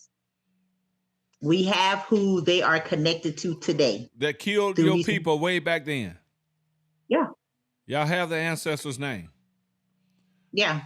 His name is Uncle Sinclair, Arthur Sinclair. Okay. But you have the one's name of the ancestors of the people that killed him. Children. You have the children that did this to him. We have current names. Pass it on the seat to me. No, I'm just cutting out. You know what I'm saying? Pass it. You know, you be sitting across the aisle in the school. Pass it to me. Pass it. It's still in research. I got you. Hold on. Yeah, we have. It's a big amount of them that are still here, and if they have not left, and they won't leave. But we'll leave our home and go elsewhere. Yeah. But it's oh my goodness, it's so much. It's so much to intake. Yeah. And then when you hear these people who are not of Yasharel, you want to be grafted in. First of all, you never was a part of the tree. Right. Exactly. So even when you graft skin, they take it from another part of your body and they put it there, because if they take it from another cell, that skin will die. Right. They are not going to take Archie Isaac's skin and graft it to my body, my burn. It'll never work. You know what I mean? It'll never work. And so this just totally destroys that false understanding that they have. And they have it through us being ignorant too, and by their adding to it too, that they are going to be drafted into this tree. How are you going to be drafted in? You didn't come out of it. But they had to put wild in it. You can't, even if you're a wild olive tree, let's just say you are a wild olive tree, you cannot be drafted into a good one. Cells and everything is totally different. You can't be drafted into this one. But that's the false doctrine that is out there now, that have given them justification and given our people the audacity to teach it too, because we believe every damn thing they say. Yeah. Look here. Let me say this right here. When a YT man say something to us, and y'all know I'm telling the truth, Yashua, you can get mad all you want to. Well, we're waking up now, but when a YT man say something to us, we need no other third, second opinion. It's what he say. But now I need an opinion. I need a second or third or fourth opinion. If Archie Isaac tell me something, if Shaquille say something, then I need another opinion because they're saying that. But when YT said to you, and you know it, and they know they got that privilege, this is reason why they keep on fooling us, because we still ain't able to stand on our own 2 feet yet, because we've been crippled up in the mind now. The devil is a lie. We've been crippled in our mind now. And then when I say it, you don't like it. The YT folk don't like it. Don't nobody like it. But Yahuwah is sitting up there. Thank you, my son. Thank you, my son. Thank you, my son. So that's all who matters to me that like it. Because he said, if all that world is against you, I'm for you. Me. That's right. And we can't even stand. Why? Because we can't see him. If we can't see Yahuwah with our eyes, so we don't believe, we don't stand in true faith that he is more than the whole world is against us. We don't like to be told the truth. Huh? The white folk don't like to be told the truth, and the black folk don't like to be told the truth. We just rather be told anything by them. They'd rather believe the lie than the truth. Yeah. Now, Sue, I know you had up your finger. Go ahead and say what you're finna say. Yeah, I'm still talking about the thing. Like you said, what does the Torah say? But the Torah was only given to us, says Yasharal. Only. Am I right? Yes. So everything that is in the Torah, it's only meant for us. Yeah. Like if you come and steal or you kill me or whatever, Yahuwah is going to whatever. If you do wrong by me and I go and murder you, I kill you, I do whatever, Yahuwah is going to hold me accountable because you are my brothers and you are my sisters. But I'm talking about these white people. If like Sister Trudy said now, I get angry and I was thinking of what they have done to my family and everything, and like she said, she knows them. And I take my weapons and I go like they do. They just go and shoot, and they act crazy after that. And I just go and shoot. I don't care about the rules of the world. Obviously, it's gonna be a crime and I'm gonna be convicted. My question is it going to be a sin in the eyes of Yahuwah if I do that? Well, listen, I don't. Because remember, they are not Yasharal. I know it, but you just can't go around killing them because of the Yasharel. That was even laws given unto us concerning the other nation and what we can't do. Well, Yahuwah's gonna kill them. Well, let him do it. Yeah, let him do it. Don't do it. Don't do it. Let him do it.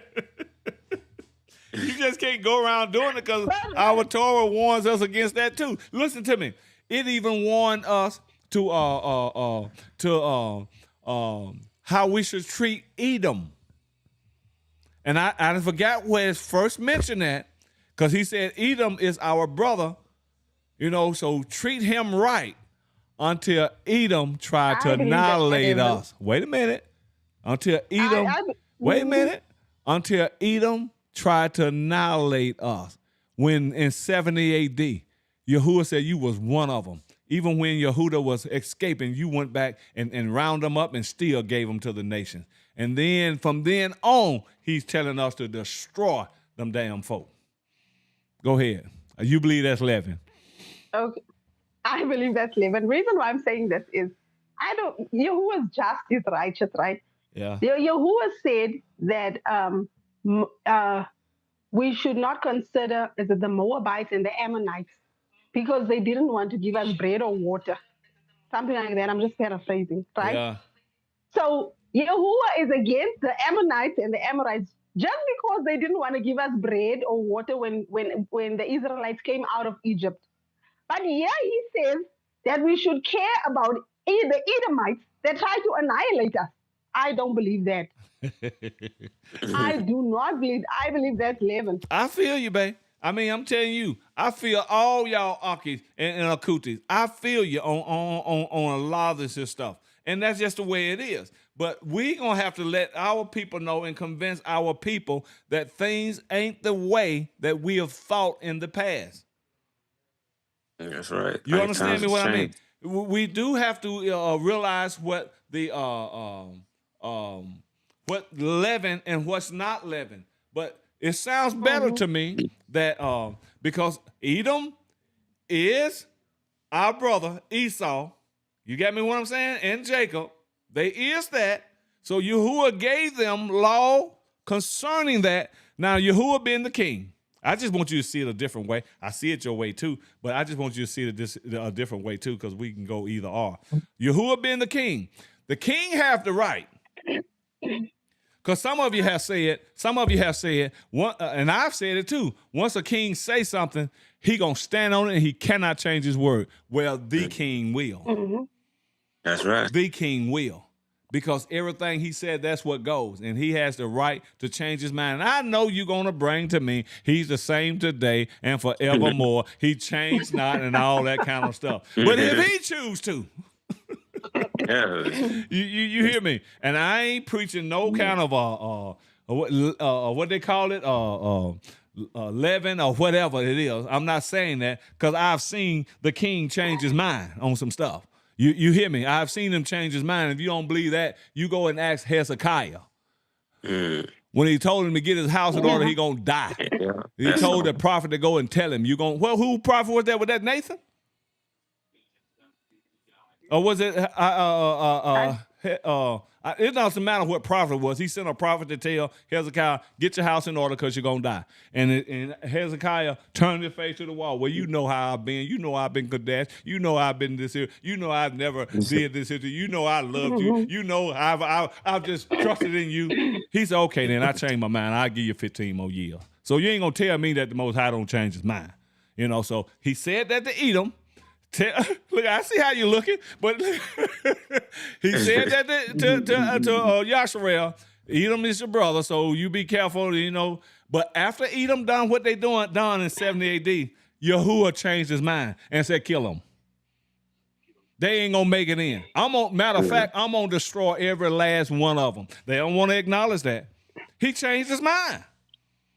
Because Edom was a part, he hooked up with the other nations against his brother. You don't believe that? You don't believe that Yahuwah would do away with you? Ask Dan. Dan was part of the 12 tribes. I see that little Baptist finger, but let me. Dan was part of the 12 tribes of Yasharel, but he ain't mentioned no more. What did his daddy prophesy over him? Dan is just like a serpent. A serpent that's in the way. Dan done some stuff with his little conniving self to get totally rejected and wiped out, got out of the way. But did it stop Yahuwah from still making up the 12? Absolutely not. Absolutely not. So we have to look at some things here, you know, that even though there's a lot of stuff that is leaven, there's a lot of stuff that's not leaven also, you know. Go ahead. It's Dan in this, right? Is Dan in there? Yeah, the witness had the 12 ancestors. Well, I don't know. You got to read it. I never read it, so I can't say yay or nay. I never read it. But all I know is that over in Revelation, where it's mentioned in these 12 tribes, I don't see Dan. Like I saw him in the early mentionings of him. I don't see Dan. Then I look at what Jacob prophesied over Dan. He's a serpent. Now, what did he mean by that? Dan, he knew that boy was going to be conniving. That tribe was going to be conniving. He even took lead, and don't quote me on this. I got to go back and look for it because it's been years since I've read this. He even took up with some other nations against his brothers. He even tried to get some things. Dan did this. He's a serpent. But now, you don't see his name mentioned no more. Somebody will argue with me down, but you'll be doing it just to be contrary. I know us. I know our folk. You'll be doing it just to be contrary because of what you think you know. You think you're a scholar or something. I don't care what you think you are, but Dan is no more mentioned. Are y'all following me?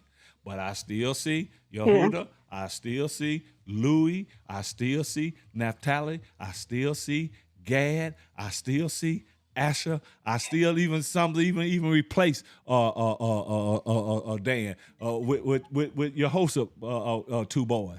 See, Joseph ain't even there either, but his two boys represent him, Manasseh and Ephraim. You got me, because Yahuwah gonna have him 12 of them, because they still of the same bloodline. But ain't nobody in that line. Cause they even say, we'll get off into some stuff. Cause these YT people think that they can just prove us that Yahusha came in through ill and through their blood. Talking about Ruth is a Moabite. If you do the study, the back study of it, you'll see that Yehuda captured the land of the Moabites. It belonged to him. And who else? What other tribe? I think it was, Asher and Manasseh? I think they captured the land. No, I think it was Yehuda. I know Yehuda owned, now, your little old Jewish Google ain't going to tell you all this here. You're going to have to go deeper than that. Yeah, your little Jewish Google ain't going to tell you that. So, but Yehuda owned, I know they overcame the Moabites, and they owned the lower half of the Moabites land, if not all of it. And our people were still referred to some of them names of them lands and stuff. Ruth was not no Gentile. And Yahusha ain't got no Gentile blood in him. Ruth was of the tribe of Yehuda. You think a man as righteous as Boaz would have married that when Yahuwah said don't? See, we don't give no count for all this kind of stuff. And just like I told you about Caleb. Caleb was of the tribe of Yehuda. You got to do a deep dive into it. And a lot of time, Jewish Google ain't going to tell you this. Because it's all been rewrote and everything. And because y'all wrote it and try to justify yourself and all this kind of stuff. But his daddy was named Husron and not Euphuni, the hit or the Kenzanite. Straight out of the tribe of Yehuda. But you want to place him, you little old blonde white girl, and talking about you gonna get an inheritance, and you other little old no lip white woman talking about you gonna share an inheritance. What about you said you gonna be slaves? Our people don't want to accept no truth either. So they'll go against me, they'll go against you for speaking truth. Why? Because my best friend is white. Damn that. Truth is truth. And we cannot stand and walk in real faith if we are not loyal to the truth of Yahuwah. But you say you got faith. It's just not so. And you got to incubate everybody because you don't want to hurt nobody's feelings. Come on, leaders. Don't make me call your names out on this right here. You just don't want to hurt nobody's feelings. Don't make me call you out. Yeah. Because you leading our people astray. Wait, hold on for a minute. Let me hear what Sister Trudy is saying. Go ahead, Akuta Trudy. They my best friend. Well, my so-called best friend since nursery school told me where the hanging tree was at. Woo! Told you where the hanging tree at. I can show you where the real hanging tree at. How about I put you on that hanging tree? Woo. But listen now. Listen, Akuti. We don't supposed to get mad and angry. We just supposed to be just so maneuverable and love them anyway while they do all this stuff with us. And I think it was you, Su Yahoo, that said one time that you had a best friend of the other nation, of the Caucasian persuasion, but you mess around and mash that grape, and what came out? You care to tell that again? I don't care what they think. Yeah. And once you Israelites, once you Yashruelites, or whatever you want to call us, once you get this here down and stop being afraid, stop being syndromized, stop going for all this hype and hope and all this kind of stuff because they didn't present themselves, you got this crap down in you that they are superior. You don't want to hurt them. You still want to help them. You still want to name, oh, I love them, and they're so, because you think they are the superior race, and you try to use them to validate you. It makes you feel good. Mm-hmm. Anytime you see one melanated person, and she running with about 3 to 5 unmelanated people, that black bitch is not to be trusted. You can't come to the barbecue. Are y'all hearing me? Yeah. Because she love them more than she love you. And I'm just saying it just like it is. Man, you going to have to get off of this place where you want to be accepted by everybody. Yahuwah can't use you. If Yahuwah can't use you if you worried about the Moabites liking you. Yahuwah cannot use you if you worried about Kittim liking you. Yahuwah don't need you. He ain't calling you Yashruelite if you still need Rome to be pleased with you. That's These are enemies. And who is he coming to deliver you from? Your enemies. Them. But you still trying to bring your enemy along when Yahuwah started telling you, I don't want them, Job 3. I don't want them, Ezekiel 38. I don't want them, Obadiah 1. I don't want them. But you still trying to bring them along. And Yahuwah started telling you, I'm going to destroy them your enemies. You ain't getting delivered up in no sky, going to no rapture, going to no heaven like y'all saying. You're going to eat supper and all this kind of stuff with your hoosh, and then you're going to come back here. He coming to gather you out from... Why don't we get this right here? Why don't we get this right here? And you still trying to rub and pat these people. See, you still of the Jewish mentality. That's what you are. Yeah.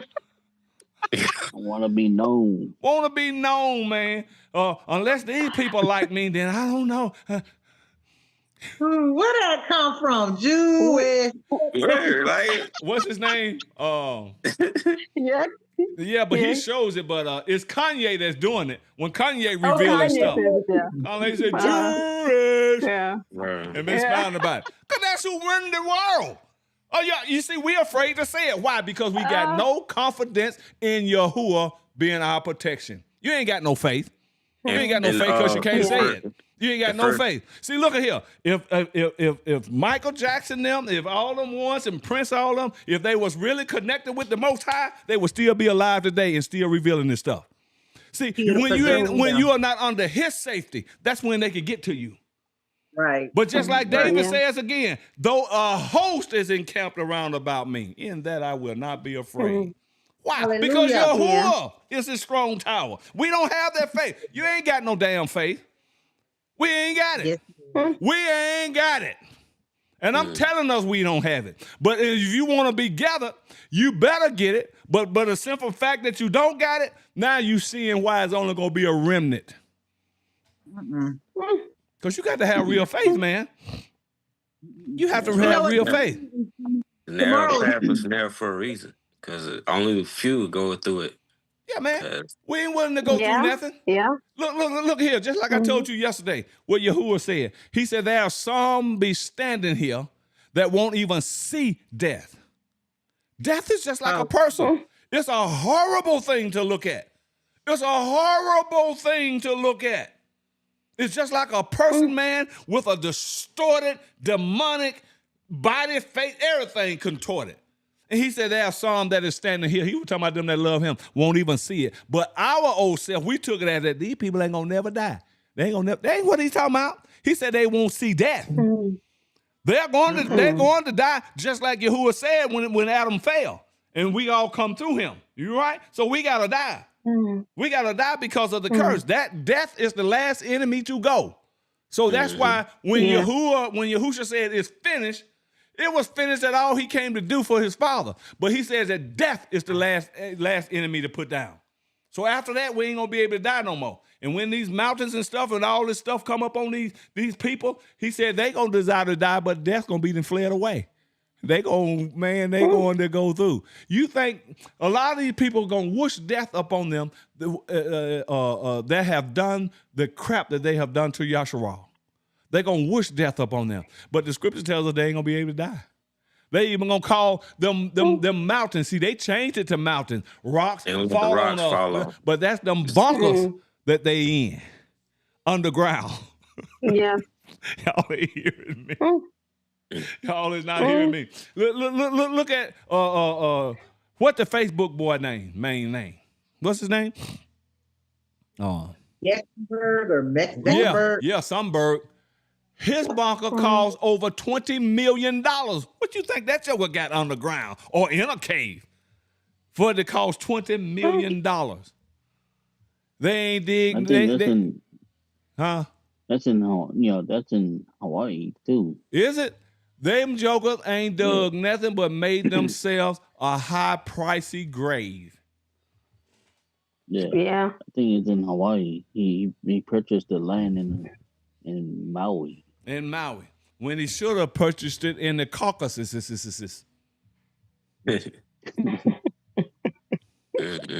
Yeah. I'm telling y'all, we don't have the faith that Yahuwah is our shield, our covering. We're out here battling now. You hear me? What's up, Aki? What's up, Aki, son? I see you, boy. All praise. But we don't have the faith that Yahuwah is our shield. Because we still scared to say this. We still scared to say this right here. We don't want to tell them people who they really are, what they really are, even what they have done to us. Because we got to be nice to them. The hell with being nice. Who told you that? Who told you that? Yeah. I know a lot of you can't get with me, and you're going to run on back over there to the South teachers. And you're going to run back. You're going to run back over there to the yard. You can't handle me. There's a thing in South Africa. Hold on, Sister Suyahu. Well, I want you to keep your thought because Shaquille was saying something. What'd you say, Shaquille? The First Peter it's better for you to suffer for well doing than for evil doing. Come on now, but we just read it. We ain't comprehending that. We ain't even caring about it. We just read it and never let that thing soak in. We just read that stuff. You know, if truth be told, I know y'all ain't never had nobody just tell you just like it is, but I'm telling you, that's a start to everything. We ain't got it.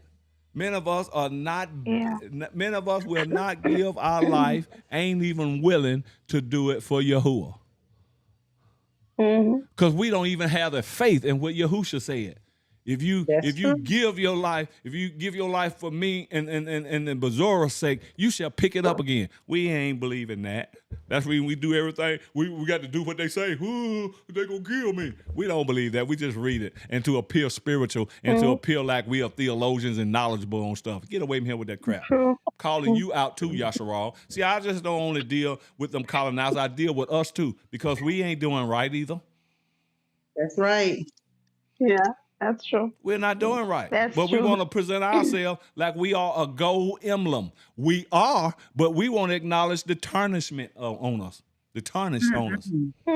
We shouldn't love our life anyway, because if anybody that loves their life is gonna lose it. But if we lose it for his sake, we will find it. Exactly. But what does it mean when it says if you love your life, you're gonna lose it? What does that mean?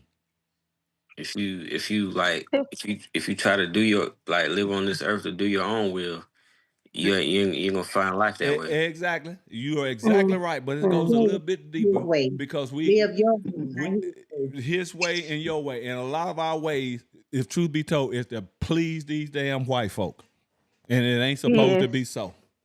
We don't think of it like that. We just pick out the little nice stuff that's on the surface, but we don't want to confess to that. Because then you will be no longer invited to the backyard barbecue. Don't you know it's in our Torah too to shun you? Yeah. But we can't do that. Why? Because we're still walking in the flesh. And we have a lot of people connected to our flesh and we're connected to theirs. We just don't know yet. We just ain't coming to this thing yet like we think. Oh, we shout, oh, his name is Yahuwah. Oh, I'm of the bloodline. Yahuwah. It goes deeper than that, the awakening. Tell the pastor. It goes deeper than that. I was studying first Peter. Say again, Akuti. I said it's more than saying, oh, I'm a Hebrew Israelite. Yeah. It's about your daily lifestyle, your spiritual walk, your physical. Yeah. So that's why he says, acknowledge me in all your ways, and I will direct your path. That's what he said. The problem is, Sherelle, we want to still pick pieces of the world we want to abide in. Mm-hmm. We still want to say, oh, I want to do this and do that. When he says, come from among them, that means the ways of the world, sinful ways, anything that is law. You can't pick what law that apply to you. If it's for the man, you know that's for the man. If it's for the laws for the women, you know that law is for the women. But we as a people, we are so hooked in what the world has to offer, which is Jewish. That's it. That's all they have in the offer. Everything they have, from the clothing, from sports, from entertainment, we want to hold on to it. Yeah, and then when we acknowledge, because he says, if you acknowledge your way, right? How that scripture go in Proverbs? In Proverbs 6? It's in Proverbs 3. In all your ways, acknowledge me. In all your ways. And some of our ways are just backwards, messed up, and all that. Yahuwah is saying, acknowledge me in this right here, and I'll still direct your path. Yeah. If you're afraid, tell Yahuwah you're afraid and make you brave.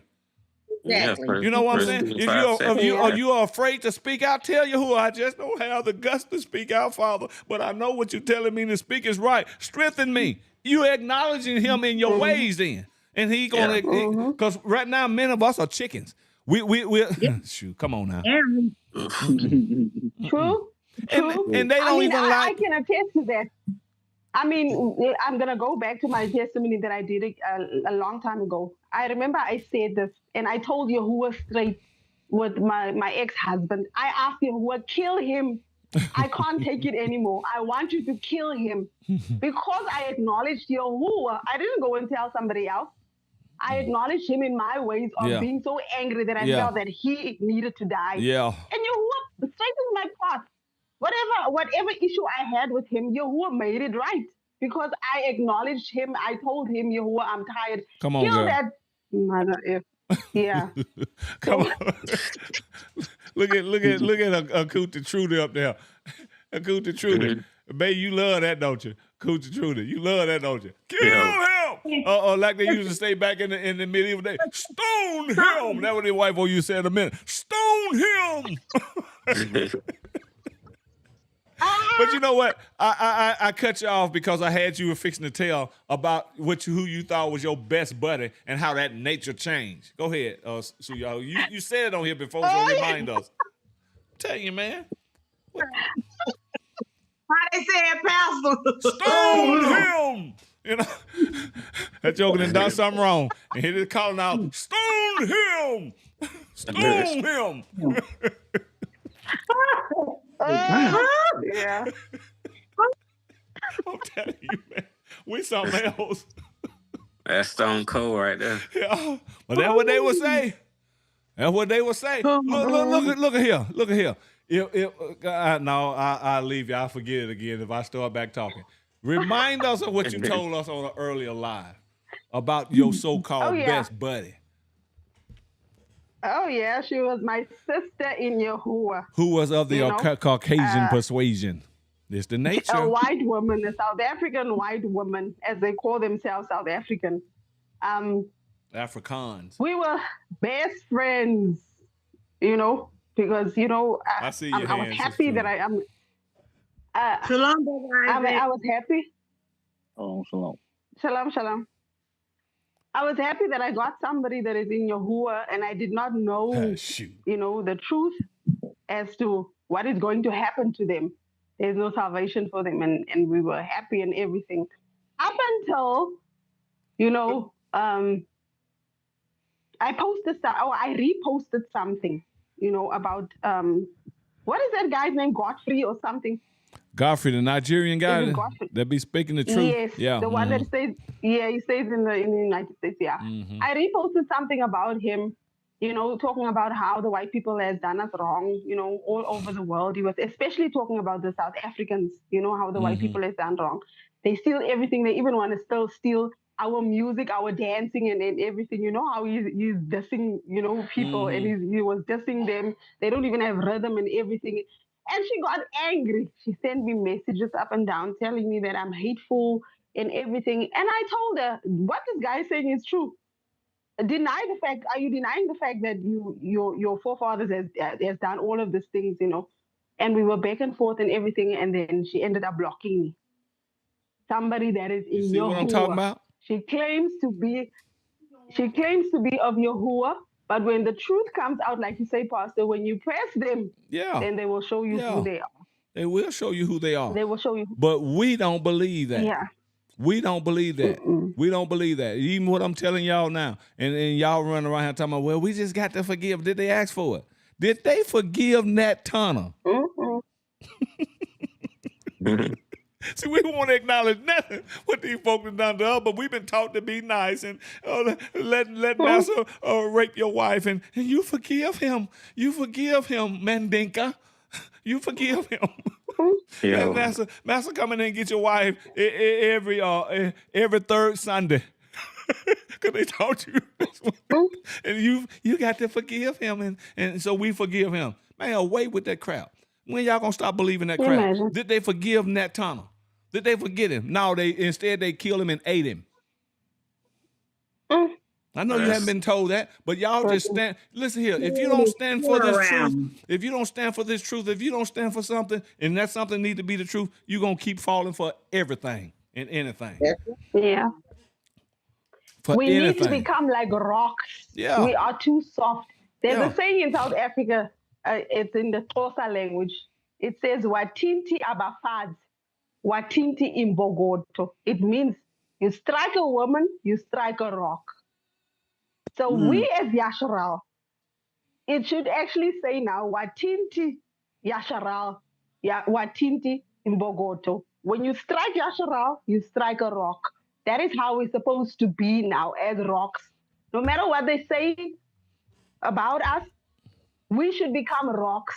When they throw whatever at us, it will just bounce back. We should become rocks in Yahuwah, because He is our foundational rock. Yes, man. So we should become rocks in Him. In Him. We are too soft. In Him. We are too soft, and we are too deceived, and we are too colonized in our head. All of that. You think you done committed a big crime, like robbing a bank or something, to offend one of these folk with the truth. With the truth. Aren't y'all tired, Yasharel? Yep. I'm tired. And I'm telling you. Tomorrow is Martin Luther King Day. I feel like getting a big board. So, they're having a parade here. I feel like getting a big board with a stick on it and walk down that parade and say, "Wake up, Yasharel." All you melanated that is at this parade, you are the chosen. You know what? They'll arrest me. They will arrest you. But you know what? Yeah. But you know what, though? This is my stand on that. We don't supposed to worship their days that they done made, and not the ones that our folk done made either. Because then we're hypocrites. You know what I mean? Yep. We can't get no big picture of Martin Luther King and mark down no street, because we'll do that because they're playing on our feelings. But our Torah don't make no images, don't worship no days, none of this kind of stuff. And we have done that for years. But I get want to post the board to tell them to wake up. I get you. That's all good. But let's just do that on any day. Yeah, they'll say that's why I'm Facebook now. That's the real wake up. I'm in Facebook jail. I went on the sheriff website and told them all of y'all is racist. I done went on the website. Well, I got you, man. Yeah. I mean, I'm telling you, I hear you. I do. I'm not afraid. I'm tired. I'm sick and tired growing up hearing all your curse. Yeah, you know what I'm saying? You're growing up all your life hearing you're cursed. You're not good enough. Oh, I'm sorry, but you're not good enough. And then you try to tell the people, and it's like they're so. I'm just to the point now. Those who receive him, they receive him.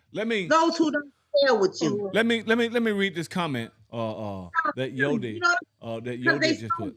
They just so our people are ignorant, and they allow them to do anything, and we're supposed to be, oh yes. Well, listen. This is a lesson for our people. This here is a lesson for our people. Let me read this comment to you. I'll put it up on the screen right here, and I hope this here a lot of our leaders and teachers see this right here. And it says Yodi, she said, sadly, I believe this about Dan. You remember we were talking about Dan's a serpent? I believe this about Dan, especially being Ethiopian myself. They slept with the enemy is what happened to Dan. Think about that, you done teachers out there. Dan was Ethiopian. Huh? And so is she saying that Dan is Ethiopian? No. No. I don't know if that's what you're saying. Let me read it again. Sadly, I believe this about Dan, especially being Ethiopian myself. Oh, maybe she is saying that Dan is Ethiopian. You know, but she said they slept with the enemy is what happened to Dan. Now, listen to me. I'm not going to go all out and say that Dan was Ethiopia because wherever our people went, that's what we was called because we are scattered all over the world. But I think the scattering took place way after Dan was destroyed. I could be wrong. Y'all can fact check me and help me on that. This what this one says. This is listen to this right here. Nicole Williams. Thank you, Akuti, for it. She said, Dan wanted to kill Joseph, and we are not to kill our brother spiritually or physically. Read the Apocalypse of Dan. I read that. Now, I haven't read the Apocalypse of Dan, but I read one of the books that Dan wrote to his children when he was getting ready to die. See, but it's not only Dan that wanted to kill Joseph. Yeah, all them damn brothers wanted to kill him. Yeah, but Dan wanted to kill him too. Dan was the one that really wanted to kill him. Dan, was it Dan? Okay. I have to go back and refresh myself. And Simeon. Huh? And Simeon. And Gad. Yeah, they wanted to kill him. And Simeon and yeah. Yeah. But Yehuda made a way for Dan, made a way for Joseph. He made a way for him. But I get you. Yeah. I get you. Our people have always been something. And then when we're being told, let me see, for example, Beta Israel claim they are Dan. Okay, now she said Beta Israel. Oh, I heard of that guy. Claim that they are Dan. Well, they are no more than. Because Dan tribe was done away with by Yahuwah. It is not even mentioned. So they don't belong to the tribe anymore. They don't belong to the tribe anymore. They was done away with. Yeah. They lost their place. Oh, you feeling? You sound like they lost their inheritance. They lost it. They lost their place. They lost it, man. Dang. Thank you for that, Yodit. She said, listen here, Sue Yahoo. I think this is for you because I think this was what you was getting at. She also said, not all Ethiopians are Cushites. And we know that because we've been scattered everywhere. So thank you for that. Thank you for that, Yodit. Not all Ethiopians are Cushites. I can go with that. Because our people are everywhere.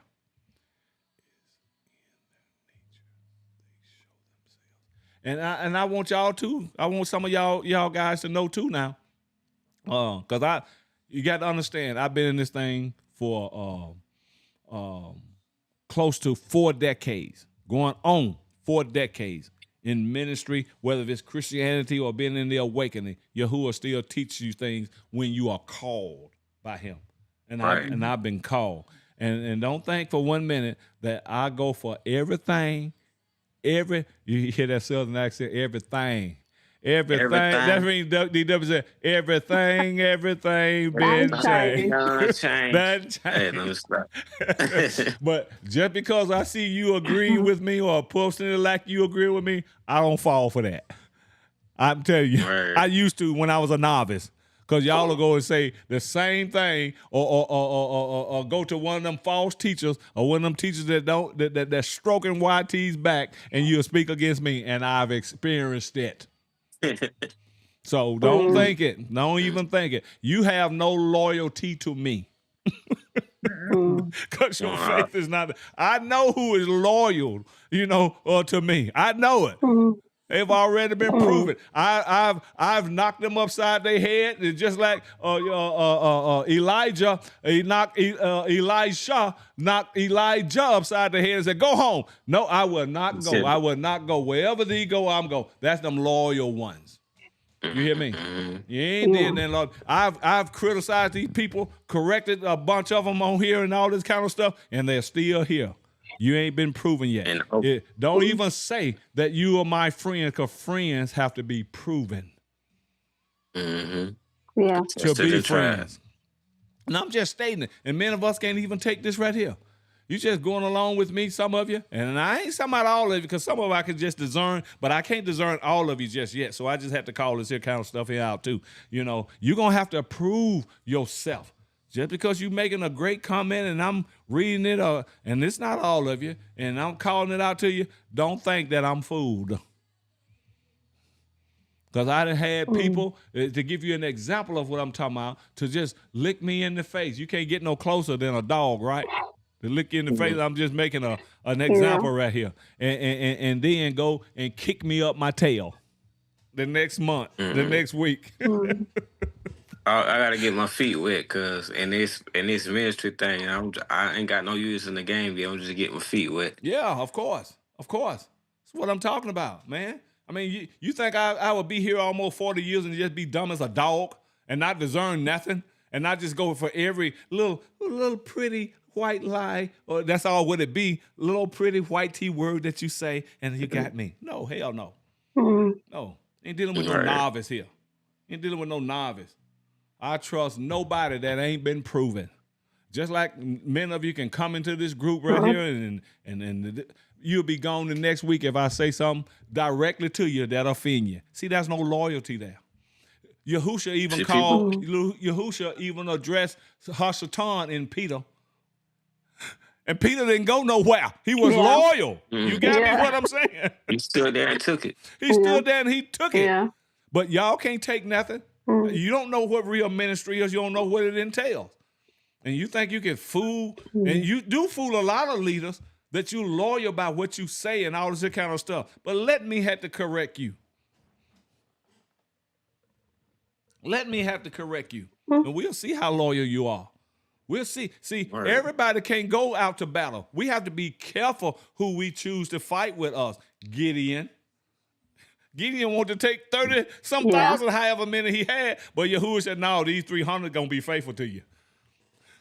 Man, come on, think about some stuff. Yeah.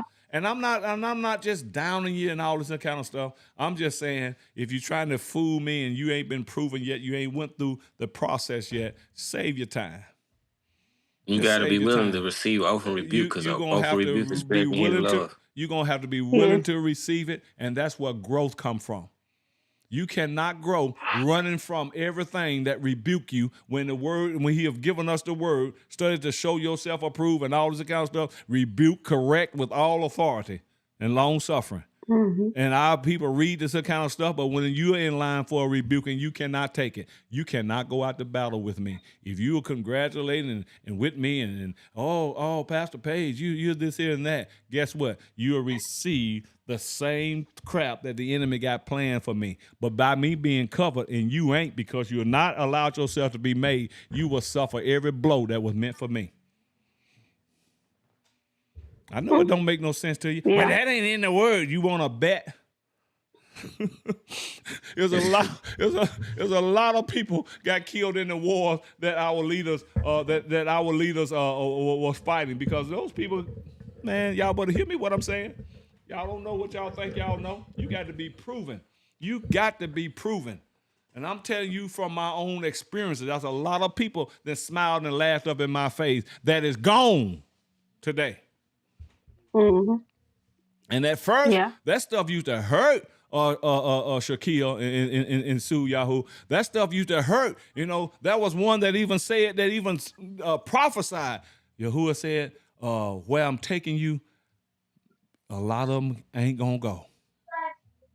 Not knowing that he was one of them. This was prophesied to me years ago. Now he gone. Not knowing that he was one of them. Because see, we can present a tough flex and flex our muscles and all that kind of stuff, but ain't nothing there. Ain't nothing there because it ain't been proven. You don't even know how to wield your sword. If somebody coming with you with a sword, they swinging a sword at me. Instead of you allowing yourself to take what I'm saying right now to teach you how to wield your sword and stand your ground. Many of us present ourselves like warriors when we are just still in Pampers. You ain't went through the stuff. You got to be made. You got to be made. And given a lot in this generation today, you ain't being made. Why? You're contrary, because every word that goes out that is designed to teach you, you're contrary to it, and you take it as an insult. You don't know nothing about constructive criticism. A lot of things that I say in the form of criticism is a constructor has come to build you, but you can't even take the building process. Why? Because your foundation ain't been laid right. Your foundation been laid by these lawn care folk. Y'all ain't even reading me. I'm telling you, you ain't got no foundation. You know, I used to have a business. Well, I turned it over. You know, a lawn care business. You know what I'm saying? I didn't lay the foundation with the grass was standing on. And some of that foundation that was laid, the grass be skippy and the lawn be, you know, lumpy and all that kind of stuff, and it made it hard to really give a beautiful lawn. When the hedges need to be trimmed. Yeah, I'm talking about the lawn is high in one place, low in another place, and all that kind of stuff. But if I had moved into place and I would have took care of grading the ground and everything, you know, get that foundation right, so when you get that lawn, when you mow that lawn, man, it just looked like a what you call it, a golf field or golf course, man. But because of the foundation ain't laid right, and some of us don't have the right foundation because you won't let nobody build you. You get offended and you leave. And this stuff is designed for you. No one is made on the mountain. Yahuwah makes nobody on the mountaintop. If Elijah would have got offended with Elijah, he would have never got the anointing. He would have never got the double portion. He would have never got the mantle because he's offended. Yes, that's true. And Elijah, he was some kind of leader. He didn't play with Elijah. That little old 66 book stuff, they really like he was soft and all that kind of stuff. No, Elijah had to get a little mean sometime. You got to earn the anointing. Yeah. It just don't come to you because you cute, or you pretty, or you articulate. It doesn't come like that. It comes through the making. What can you stand? Yeah. What can you take? What you look like on the battlefield with me if you can't even take the enemy raising a sword? He ain't come down with it yet, but you can't even take over him raising it. You offended him just raising it to you. No, man. Ain't ready to go through nothing. So I don't go for all that stuff. Yeah. That y'all say, prove yourselves. Yeah. Prove yourself. Nothing good comes smooth and easy. Nothing good comes smooth and easy. And, you know, and I've invited a bunch of y'all ain't even got the nerve to even come on this thing yet to even get you fit. You know? Well, I just ain't made like that. But that's why Yahuwah trying to make you another way. Come on. Yeah. Come on, people of Yahuwah. Wake up.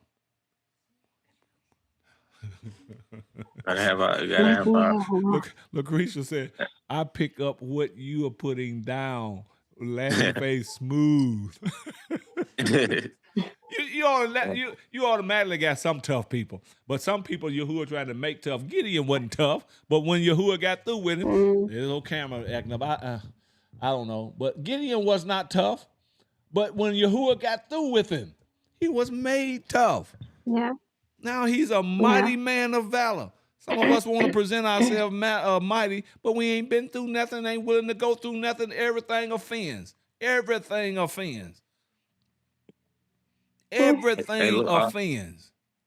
the word is gonna offend, man, because it's a sword, because that sword it Come on. says the bone from the marrow. That's what it is, man. Come Mm-hmm. on, boy. A Say lot of it people like it can't is. take that. Mm-hmm. And that Shoot, word start cutting, they start reacting. we got to get it together, man. Mm-hmm. You got to get it together and know what you're being trained for. You ain't on this here thing for no entertainment purposes. Not no entertainment purpose. If Yeah. you really want to learn, Mm-hmm. then you're gonna have to learn to eat the whole scroll and not just the part you like. I'm talking to you, people of Yasharal, because I love you. I really genuinely love you. And many of us don't even know what true love look like. Many of us think true love is just letting you have your damn way. And if you get to cutting up, and we'll just ease on off ourselves because we don't offend you. No, true love bring a sword. True love bring correction. My mama and them ain't never Exactly. loved me without the belt. Because I Yeah. was always messing up. I Yeah. always out of the way. That's why your whole And many of us, chastises. yes, and that's right. Yahuwah says, I chastise every son that I receive. But some of y'all are bastards because you won't take chastisement. But Yeah. you'll even get offended in me calling you a bastard. Okay, let someone call me a bastard. See what I get offended. Why? Hell no. Why I won't get offended? Why? Because I know I ain't. I've you been know you're taught not and a I've been bastard. disciplined. Yeah. I'm telling you, man. Now, if the person that is of the wrong persuasion call me a bastard, oh, you gonna face some wrath. But one of you, Yasharel, if you call me a bastard, hey, you just didn't call me one.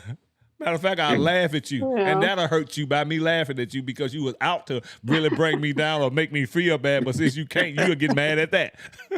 I know your motives. Come on, Yasharel. We some messed up folk. I'm a bastard. Yeah. And look, you said you want Shaquille. You said you a bastard. I'm so I won't be offended. I had to call myself one first. Okay, well listen here. Well, listen here. If somebody call you a bastard and you don't know that you not wanting this here and that, let me defend you. You don't do it because you Okay. let me come to battle for you. You know, because I've been proven I'm one of David's mighty men as I look at it. Let me do it. You Come on, don't you come do on, it. Pastor, I'm come telling you on. now. And this is what I'm trying to do for these other men.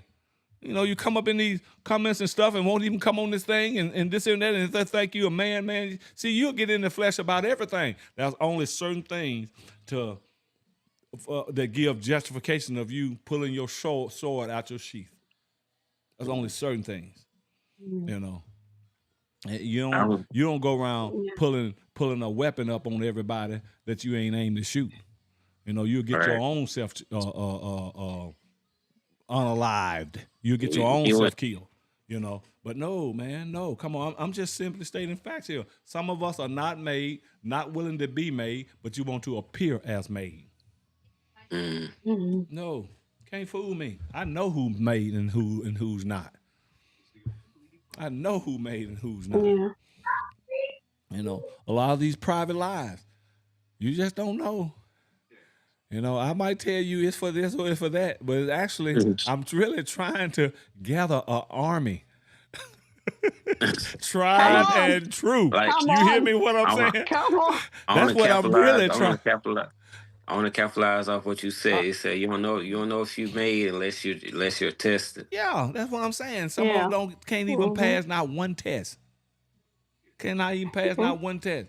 So I'm letting y'all know I ain't gonna no longer keep it up. I'm really trying to assemble an army. You can't have everybody just coming in no comment. Yeah, Pastor. You ain't been proven. I ain't had the privilege of criticizing you yet and seeing how you take it. Sometimes I criticize you purposefully. Yeah. Like, listen, like I've done even Shaquille. I've criticized him purposely. But some of y'all in the comments, just be easy with him. And I know what I'm doing. You don't tell me. Yeah, like, open rebuke is better than hate love. So I love my chest. I'm trying to raise an army. Come on, brother. Yeah. Oh yeah, you're Krisha. You in that army, and I've already determined you tough. Yeah. I've already determined you tough, girl. Come on. Hey, you see that? You see that? Hey, you see that? Y'all see that afro that Sister Sue Yahoo got? This is what it make me think of. Power to the people. Power to the people. Power to Amanda, the Now, what does that mean? A mind, what? Power to the people. Say it again. Amanda, awetu. Woo! Amanda is power. Awetu is to the people. Okay. Oh, okay. Y'all get That's it. like Y'all a get march it. right there. Alma, awetu. Amanda, awetu. Yeah. Boy, you got it. Yeah. I can't even say it. If I practice saying it 10 times, I won't be done got it yet. I need you. And so now how in the hell y'all are ready for Yasharel army when you're still saying that Karen is my best friend? Can't trust you. You'll sell me out to Karen. You'll sell me out. Yeah. Cannot trust you. When it comes to this Missouri, you gotta offend people because even Paul. Yeah. offend people. Come on now.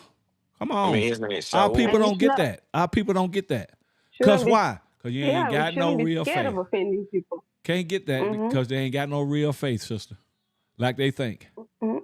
No, man. Real faith speaks of what I was reading yesterday in 2 Maccabees 7.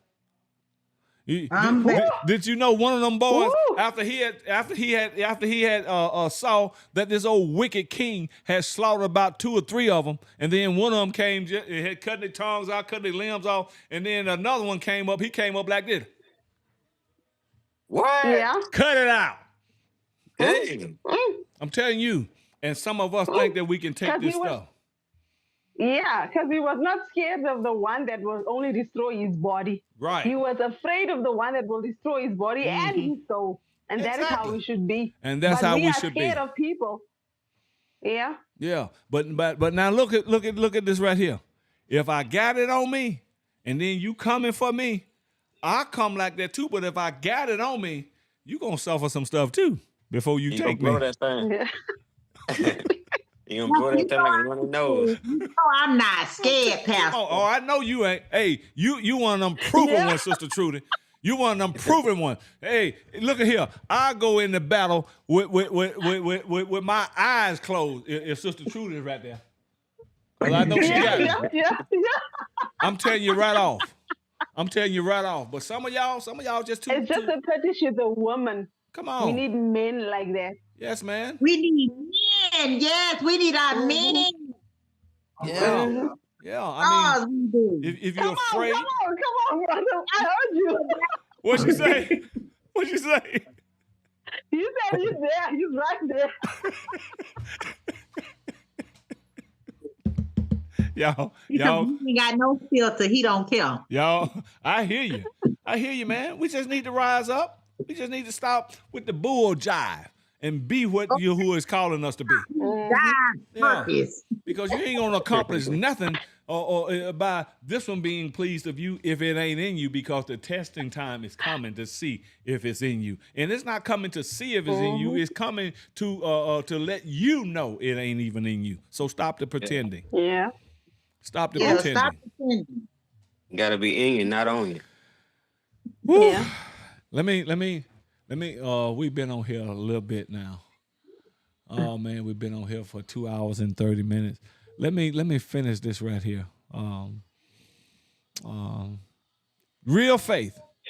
Now, just like I said, and it's a commitment to act in accordance with Yahuwah's will, not just holding a belief. Another one is confidence in the unseen. Out of 100 Yasharelite, 95 it just went back to bed. Confidence in the unseen. Confidence. They like Doubting Thomas. A bunch of us that went back home now, and only a few of us, only about 5 of us is doing this here. We ain't closing our eyes. Drinking and looking. Come on, drinking and looking. We ain't just so wrapped up in this world where we just like this here. Somebody put your hand out. You're going to have to be. Just watch and listen. I'm telling you, man. Are y'all feeling me? Those that are watching and following. Up in my hand and try to drink and look. Yeah, man. Come on now. Come on. Help us, Father. Everybody come behind my back. Oh no. Let me read this here. Let me read this. Confidence in the unseen. Faith is the assurance of things hoped for and the conviction of things not seen. A deep confidence in Yahuwah's power and promise. No, I can't believe it until I see it. I can't believe it. I can't receive it until I feel it. Father, help me in that area. Help me. Help me telling too. you. Help me, because I know I lack that. I am not talking the way that I'm talking. And I told y'all earlier about this. I am not talking the way that I'm talking because I'm there. No. I'm talking the fact of what I know all the time. Lord and Father, get me there. Because I refuse to be a hypocrite. You know what I'm saying? I refuse to be a hypocrite. Oh, you might sneak up on me and cause me to do this. I don't mean I'm afraid of you. No, you just jarred me. I wasn't expecting you. But since you there now, let's get it on. But it ain't going to be no, baby, let's get it on. There ain't going to be no, sugar, let's get it on. It ain't going to be that. No, let's get it on. Yeah. I'm telling you now. Yeah. I'm here. Rocky Horror. There with you. I hear you, Brenda.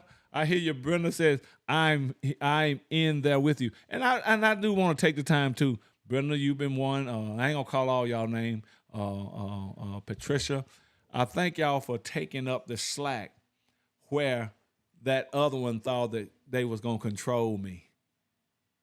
That's all I'm going to say. They're trying to throw you. So y'all know what I'm talking about. All praises to Yahuwah. Oh, Yahuwah. Yahuwah. All praises to Yahuwah. Because they think that long as they can make it rain on you, you're going to say what they want you to say and all this kind of stuff. But y'all came in and y'all took up that slack where they stopped at. All praise to Yahuwah for you. All praise to Yahuwah. They make it rain. We make it fly. Yeah, come on.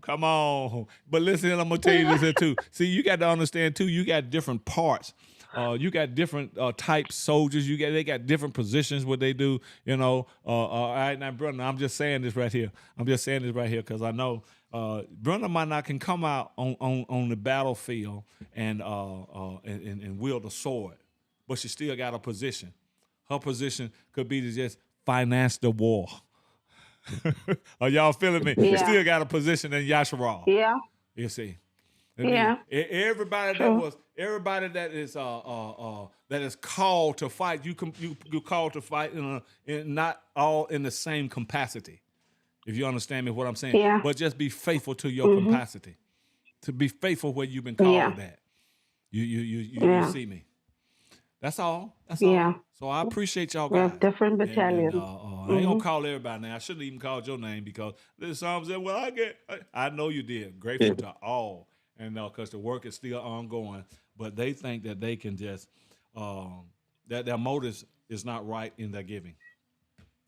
They don't even come on here no more, you know, because I'm not saying what they want to hear.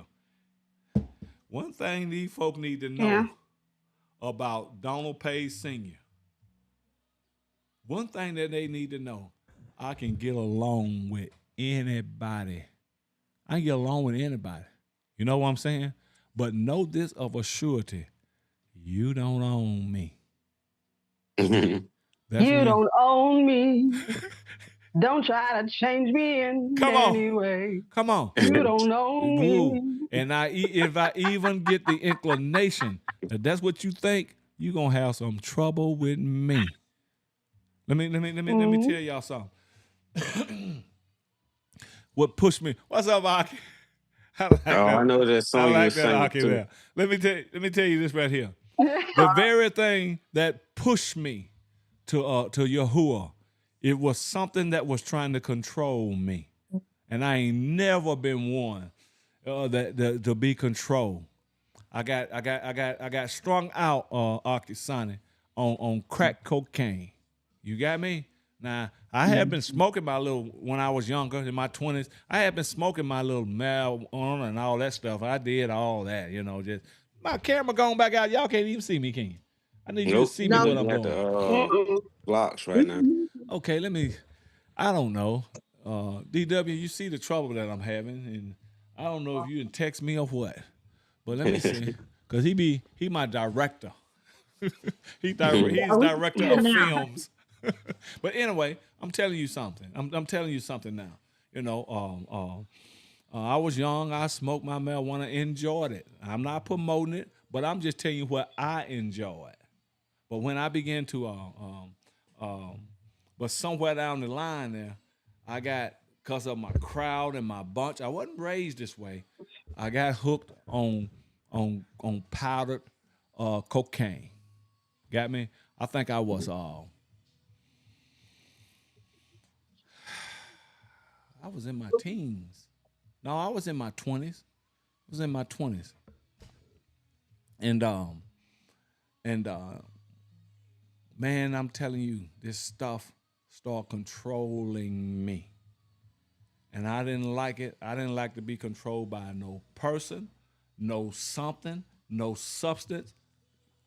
You just ain't gonna do that. I'll be nice to anybody, anything, talk nice to you, do whatever I can to do for you, and even know that you're trying to control me. I'll put up with that probably about 3-4 times. but after I come out, it's gonna be rough on you. Because you ain't gonna keep controlling me. But that's the very thing that pushed me to Yahuwah. I was being controlled by powdered cocaine, then it's turned into crack. We cooking it up. We called it freebasing back in our day. I don't know what y'all call it now. I think y'all just call it crackhead or people smoking crack. We call it basic. What they call it? Basic. Basic. No, basic, like a basin. Use like a basin. Oh, that's what y'all call it? Okay. Yeah. Brother said, I feel you, Aki, on that. And but anyway, we called it freebasing. And that's what we was doing, man. You would get off and this is how we did it. With the flame, with the torch and all that kind of stuff. And man, look here. I wouldn't even be wearing glasses today. I did that stuff so long one night until my vision left me and never returned. And I had to feel my way home, driving, feel my way, everything blurred. And just think I'm in my early 20s and that's happening. And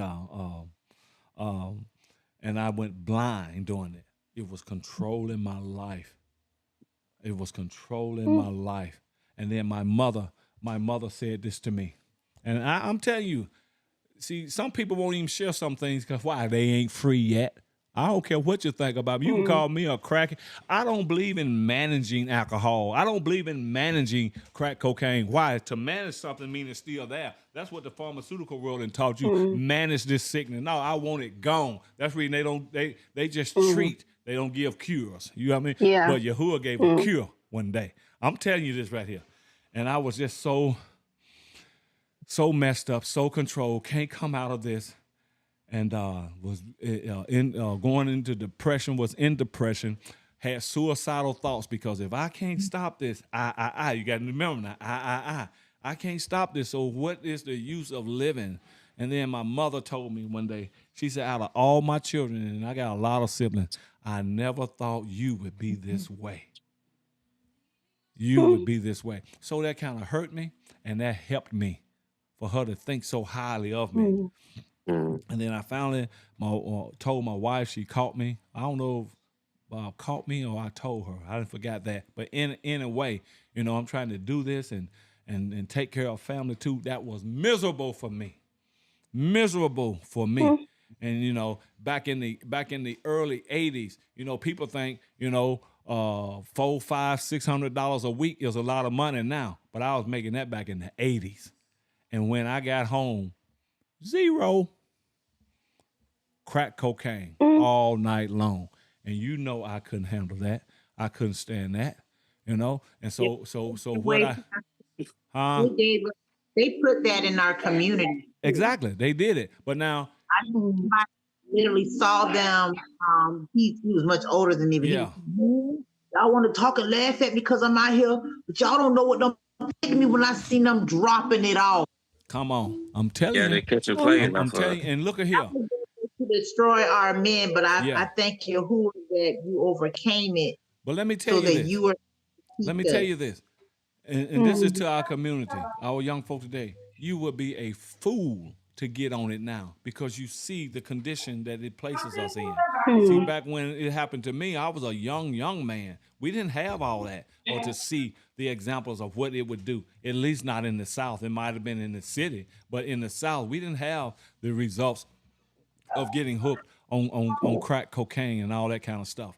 And but all we had, and this is when I was coming off of it, all we had, you might remember this commercial. All we had, it was like this right here: a trip to Paris. It'd be a airplane flying under your nose. A trip to Paris, gone up your nose. A new house coming, gone up your nose. That's the commercial that we had. You know what I mean? To let you know what it's gonna do to you. And I'm telling you, I experienced a lot of that stuff, but it was controlling me. It was controlling me, and I just couldn't take it no more. That's the time Yahuwah began to deal with me. And I didn't know what it was. I didn't know what conviction was. I did not know what it was. And egg. Yeah, egg. Exactly, Brenda. You're right.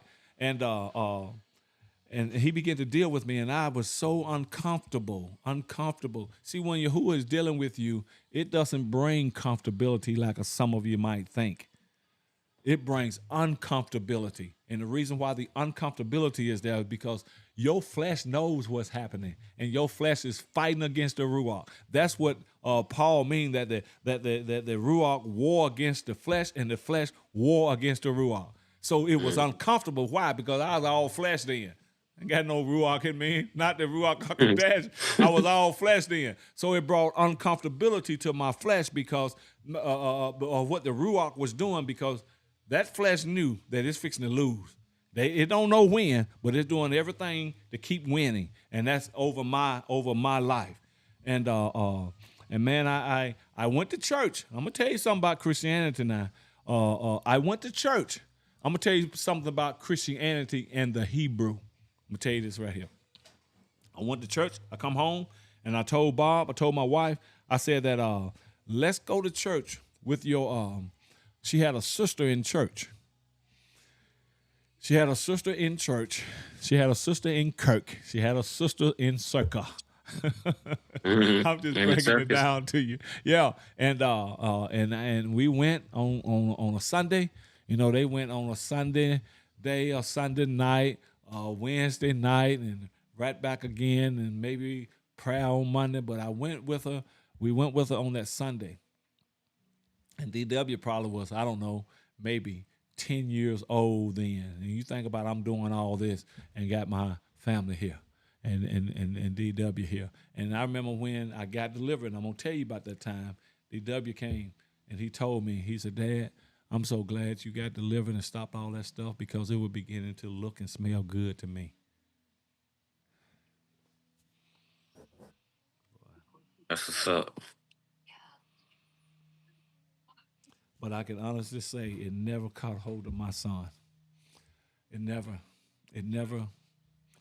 But he told me. So look how he's elevating you both together. Yeah. But the enemy was trying to destroy all of that. But I remember my son told me that. He said, Dad, I'm so glad you stopped all that. Because I used to smoke marijuana and stuff around him.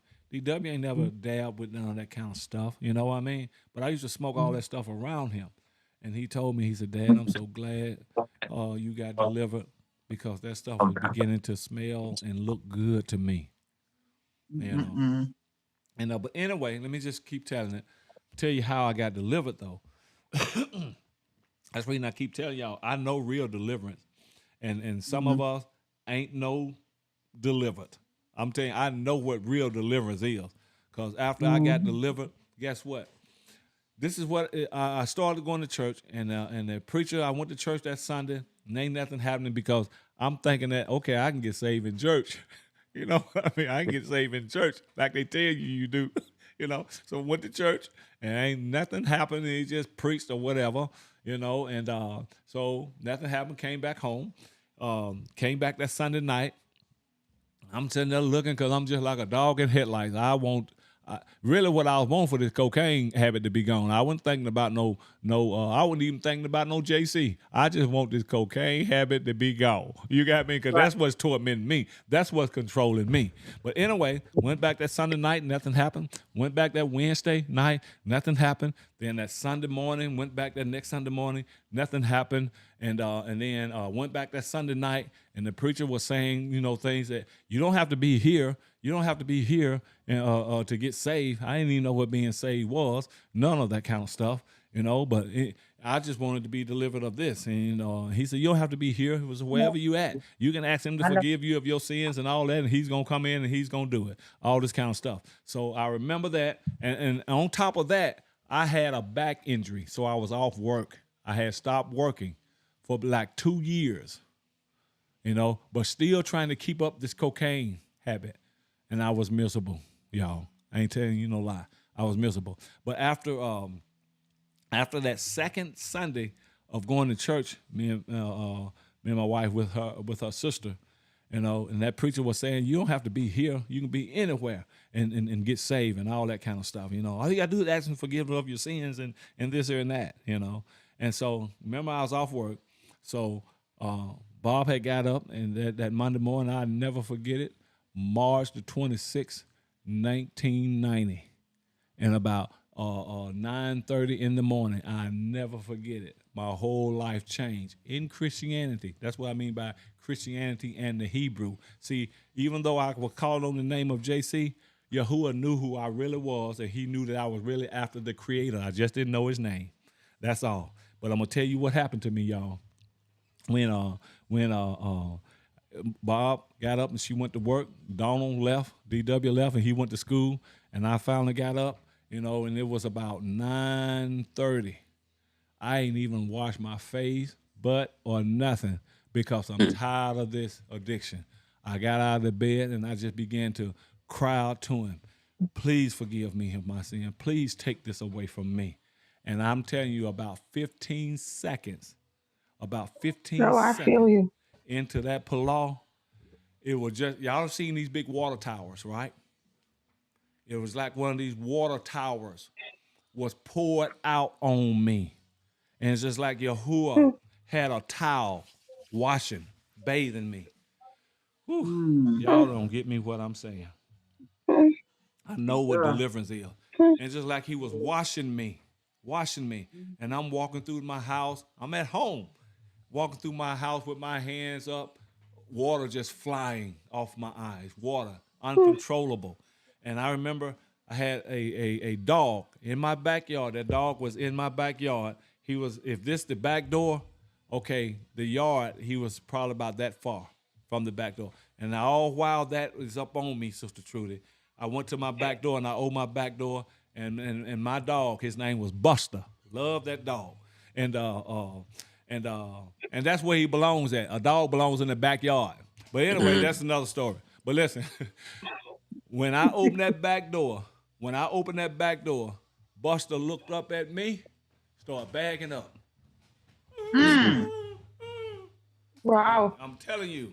And then after I closed the back door up, that feeling began to leave. It began to leave. And when it completely left, it was just because I was addicted to nicotine, cigarettes too, just like I had never smoked a cigarette in my life. I was addicted to marijuana. I would love marijuana, just like I had never smoked a joint in my life. And you know how the crack cocaine had me. It's just like I had never snorted, smoked crack in my life. No withdrawal symptoms.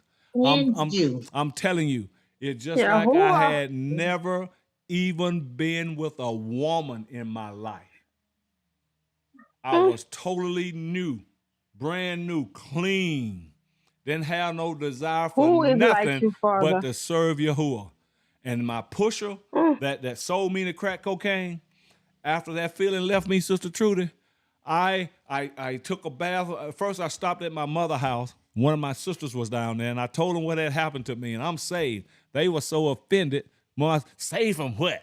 Saved from what? Because she was in the Baptist church, and you weren't doing nothing but a whole lot of, I'm happy, and you ain't got nothing. But I had the real thing. You know what I'm saying? I had the real thing. And then I left my mother's house, and I went straight to my pusher that sold me crack. Pusher man. To the pusher man. And I started telling him about what happened to me. and who he need to serve. Of course, it was JC then. That's just the nerves I had. You telling the pusher man who he need to do and serve, and what happened to you? I didn't care nothing about what he could have pulled out his gun and shot me. None of that was on my mind because I wasn't afraid of him. No more. Right. None of that. I'm telling you, Yahuwah brought about a change in my life, and I've been on that for almost 36 years now. 36 years now. Father. I know true deliverance. And that's the reason I don't take that crap from y'all. I don't take that crap from y'all. I don't go for y'all when you talking about you love Yahuwah. Now, where the sign at? And I wasn't offended in nothing. If somebody come and brought some correction to me, and then after that, Sister Trudy, I got in the Word, the little 66 book that I had, and I was in that Word. Remember, I wasn't at work. I still wasn't working yet because my back injured. I was in that Word for 8-9 hours a day, and the Ruach HaKodesh taught me. He taught me things. He brought things to me that I ain't even found to this day that's in the 66 books, but it done changed people's lives when I repeated it. I'm telling you. And that's the reason I'm telling y'all, they have taken stuff out of our book. Don't go for this crap where they say, well, if it ain't in the book, in the 66 book, and Yahuwah ain't said it, you don't know what you talking about because you haven't had these type of experiences and a relationship with him like I have. They haven't had it. They haven't had it. Lost books when I remember they said, don't read those books. That's witchcraft. Yeah, I know what I'm talking about here. I know what Yahuwah do for you. And I wasn't offended in nobody. My pastor, when I did start going to church, that man used to do stuff and say stuff. I wasn't offended in that. He even used to have to told me one time, I need to talk to you. And he was fumbling. One of the pastors I had, just fumbling because he thought I was going to act like some of y'all act, I guess. You know? And I had to stop him. I said, stop, pastor, stop. Tell me like it is. What am I doing wrong? Because if I don't know, I can't repent. I can't get cleansed of it. I can't get strength from it. Yahuwah can never make me. And he calmly told me what was going on, and I honestly have forgotten what it was, and I just cried in front of him. I said, these are not tears of hurt. These are tears of joy because I can make this right with Yahuwah now because I didn't know it was there. And that's the road that I'm on. That's the reason I don't mind offending you because I'm telling you the truth. You would be smart. You would be. It would be great if you realize and recognize that I ain't coming like the colonizers came to steal, kill, and destroy you. I'm coming in the place of Yahusha to bring you life. To bring you life by telling you the truth, and the truth don't always feel good.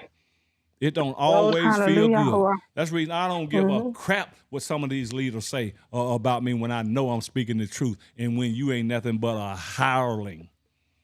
A hireling. I don't give a crap how the colonizers or the white teeth people feel. I don't care if you're giving me $1 million a month. I'm going to tell you the truth. Because that million. Still take that $1 million. And still take that $1 million. I still take it. I'm just telling you the truth and still take it. You got me what I'm saying? But you're not going to shut me up. Yeah. You're not going to make me a hypocrite. Your money might buy this, but it ain't going to buy that. And that is Yahuwah's way. I'm telling y'all the truth. I know true deliverance. And guess what? There was another fellow when I did finally get a job, because I still tried to work and do what I needed to do for my family. So I said, I got to do something. And I just hopped on into an upholstery plant. That's how I used to walk. I used to have to hop, because my back messed up, And so I was telling another brother how Yahuwah rescued me, how he delivered me off crack cocaine. And I did not know it. There was a man standing there that was hooked on crack cocaine, listening to the whole conversation. You know what Yahuwah did? By the words coming out of my mouth, delivered that man right there. Delivered him. And he was free. Y'all just don't know. See, that's the kind of stuff that touches me. And not somebody I'm crying because you offended me. No, this real stuff is what touches me that I've seen with my eyes concerning deliverance. Y'all, the many of us don't want no deliverance. We just want to act like it. We just want to appear strong. You are not strong until you go through the damn fire. I'm telling you. You got to go through the fire. True. You have to go through the fire, man. And some of us, you got to put that old man to death. Yeah, man. It ain't you doing it. It's Yahuwah doing it through your willingness to allow him to do it. That's the reason I always pull off, Father, help me to let you help me, because we can interfere. Yes. True. Help me to let you help me. Because we don't always understand. And I allow Yahuwah to help me down through the years, man. I'm telling you. Your love got to be for him and him alone for you to come through like that. It ain't no playing. It ain't no, oh, I'm happy. You know, in some of these churches, they catch the women and they happy. No, ain't nothing going on there. Ain't nothing going on there but a lot of emotion. Because I've seen people just really fall all out and shake, man, and cry. And as soon as somebody say something wrong with them, here they go acting up. See, it's impossible. Listen to me. It is absolutely impossible to really come in touch or in contact with the Ruach HaKodesh and remain the same. Because I know I was changed. Yeah. I don't care what you say. If you still remain the same, if you still offended with any little thing that somebody coming to point out, okay, you got a mole on your eye right here, but you don't want to acknowledge that mole. But somebody say, hey, you got a mole on your eye, you look much better if you pull it off. But instead of you looking much better and getting it off, you offended with it, so you keep it on. So you still walking around looking like a fool. That's how we are sometimes when we cannot receive corrections. You think you looking and got it all together when you do look like a fool. As long as you're happy with it, I'm good. Man, I'm telling you. And don't let us get some titles like pastor and apostle. That correction is totally out then. Because I had to do this to a so-called apostle, calling himself a prophet and apostle and stuff. And I'm seeing what you telling and teaching these people right here. I rebuked him. Well, how I give you the right to rebuke him? If he's calling himself an apostle and stuff, then I'm his what you call it? I'm his peer. Shaquille ain't got no business rebuking him, but I can rebuke him. You hear me? What I'm saying? Shaquille have to be careful how he been given an instruction, and I'm just using you for you've been given instruction on how you approach an elder. You can't approach no elder in any kind of way, but he ain't no elder to me because we're in ministry here, and I rebuke this tale. It's so many. I think you froze up, Sue Yahoo. No, you're not froze. What you looking like that for? It made me think you were froze up. Made me think it, but I'm telling you, we don't know how this thing work right here. And then you got somebody that is an elder, love Yahuwah, love you, and seeing you out of the way, so bring correction to you. And then you think you got the audacity, I ain't following them no more. You get your ass on and stay in error. Stay in error, because you're on your way to the deepest of hell if can't nobody bring no correction to you. And then you'll say, you're ignorant ones say, well, how can he be a preacher and what he's saying? That's what you've been taught that it is saying. That's what you've been taught. You call a donkey an ass in the Bible. See, we can't make this stuff because we believe everything that the colonizers didn't say. See, they didn't take that part out. You got me? But when we say it all, we use an inappropriate tongue. You believe everything a white man tell you. And I tell you, to look at that donkey and to look at your backside, your ass, they similar. They look alike. Yeah.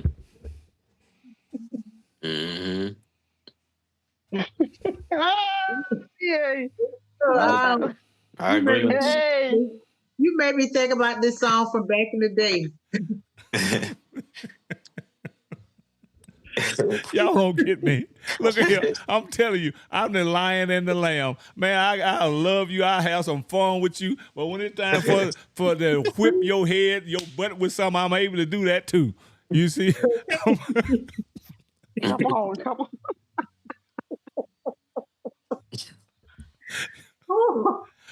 Look here. I even told pastors. Let me say this just true because I know you're finna come with something. I even have had to had to tell pastors that's on the same level that I am, white pastors too. I could be a better friend to you than you can ever be to me, because I knew their nature. And now, since I've known more since the last time I told you that, I ain't even willing to be one to you now. I ain't gonna be one to you now, and won't care how you take it. Some of us don't know how to take correction because correction brings growth. It brings growth. Yeah. It brings it builds your armor. It builds your armor. Are y'all hearing me? What I'm saying? Yep. And some of us walking around here, like we got on some armor. You ain't got on nothing but that sweater. You ain't got nothing spiritual on top of it.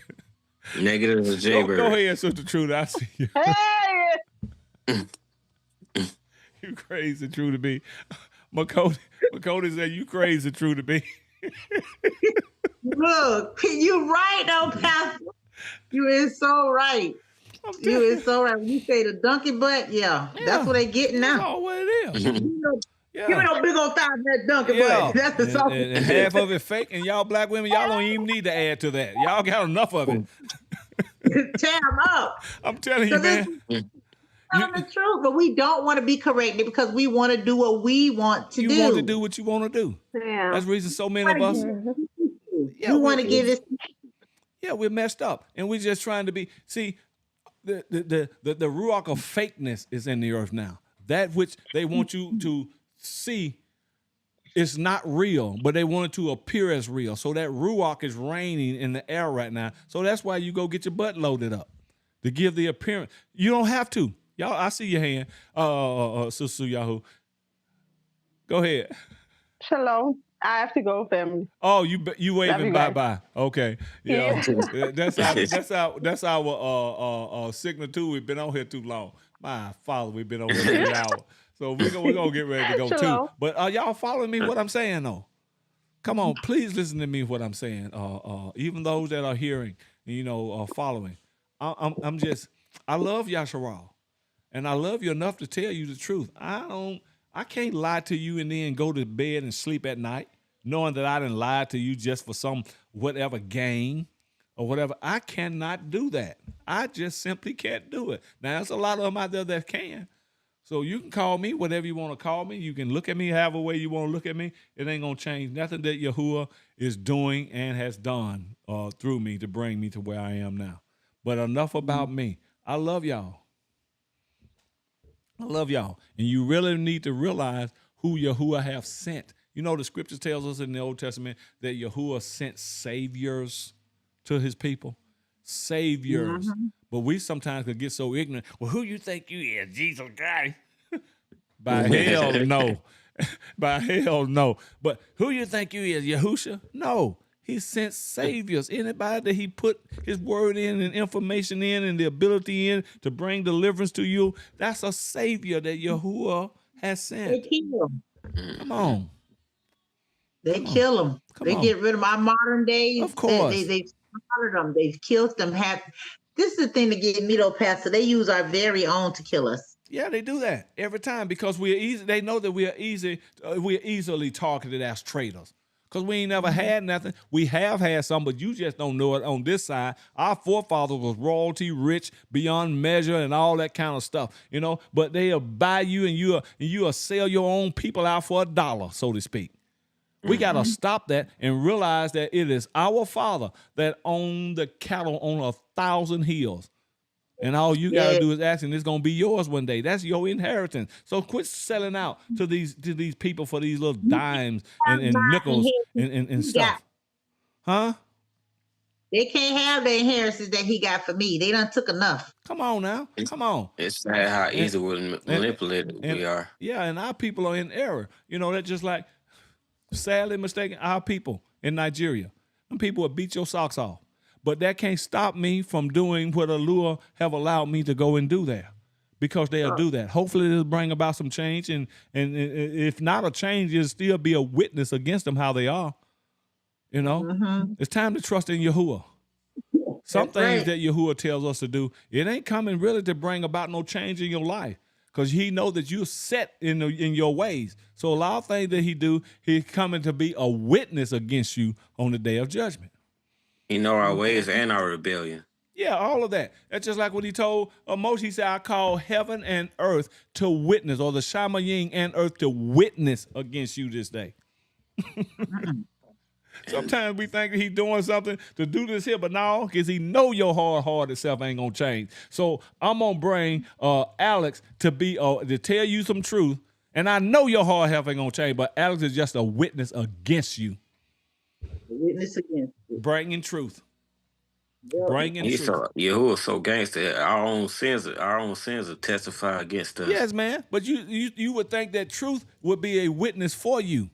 But he know that you're going to reject it, so that same truth will become a witness against you.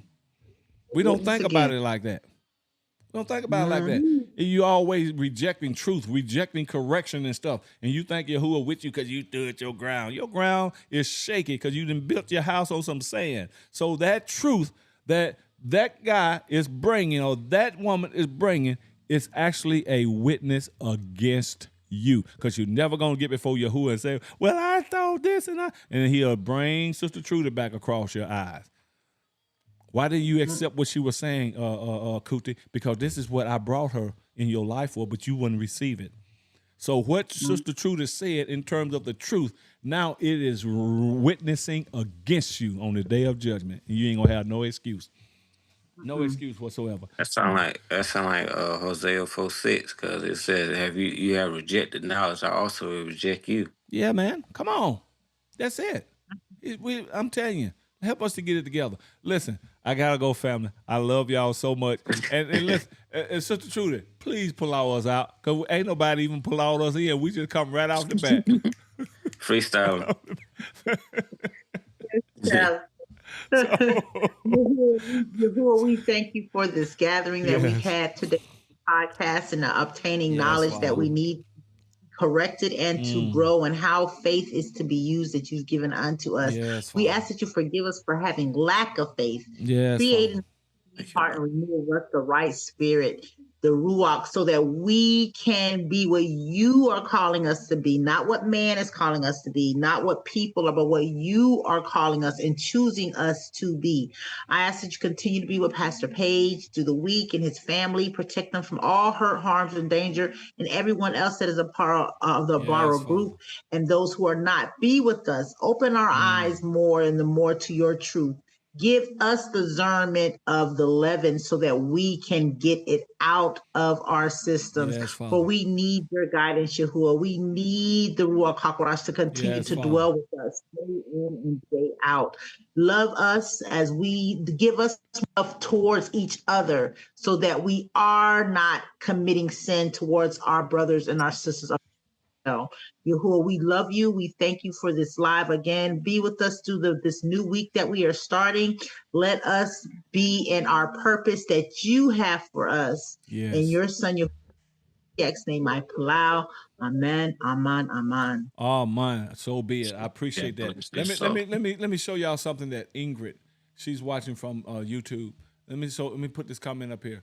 Let me read to you what she said. She said, I told my pastor 2 to 3 years ago that he was not doing then God's will. So I take it that she's in Yahuwah or whatever. No, that's what we called it then. And he locked me and others out the church, pushed a brother inside the church, then took him to court. Now he's dead. I'm telling you, man. These leaders that ain't acting right, doing right, I'm telling you, you buzzard meat. Yahuwah is not playing. And I'm telling you right here, right now, you keep leading and teaching all this little false, soft stuff because you are afraid, or you referencing these YT people, and you ain't telling your people the truth. I'm telling you, you're going to be buzzard meat. You know what buzzard meat is, don't you? You didn't see them buzzers flying around. Anytime they flying around, that means something down there dead. You're going to be buzzard meat. That means some meat down there dead. And I'm telling you, but listen, we don't believe that. You know why? Oh, Yahuwah is love. He loves us, and he ain't going to do anything to us. And we got this notion in our mind that we can't be replaced. And you've been fired years ago. How long? Listen here. David was king at what, 15 years old. So it was 15 years that I'm told that he actually resumed the position. But in Yahuwah's eyes, he was already king. So that made Saul fired 15 years before he came off the throne. Are y'all following me? We don't understand how Yahuwah operates and how Yahuwah works. We don't understand it. Saul is king. King Saul. Not in Yahuwah's eyes. And then Yahuwah took him and used him, and that helped David to understand how to run a kingdom. Only the difference is that David and King Saul, David knew how to obey Yahuwah, except in that one instance with Bathsheba. You hear me? And then they're gonna lie and say her husband was a Hittite. Found out that they wouldn't even tell who Uriah's daddy was because they know he was of the tribe. So they ain't even going to tell it. They're going to hide that. Jewish. You got to discern some stuff, man. Yep, you got to. Yeah, we have to. And then we trace Bathsheba's lineage. If I haven't forgotten, I traced Bathsheba's lineage. I think she was of the tribes. I didn't forget. But anyway, we'll bring it up next time. But I'm telling you, these folk, listen. I say this right here, and I'm careful how I'm saying it, and I want you to be just as careful. And we're going to get out of here. I want you to be just as careful how you receive it. You cannot take certain scriptures literal because they might not be scripture at all. You understand me? But that's why you need to be so close and walking with the Ruach HaKodesh, so he can tell you what's leaven and what's real. He will tell you that. And so when you begin to voice that, oh, you crazy because that's the word. That's the word. That ain't the word. That's Esau. That's the lying pen of the scribes. But you wouldn't believe it unless John Truth told you. Bye, y'all. Love y'all. All praise to the Most High. We love you. And let me close this thing out. We love you, we love you, we love you, we love you.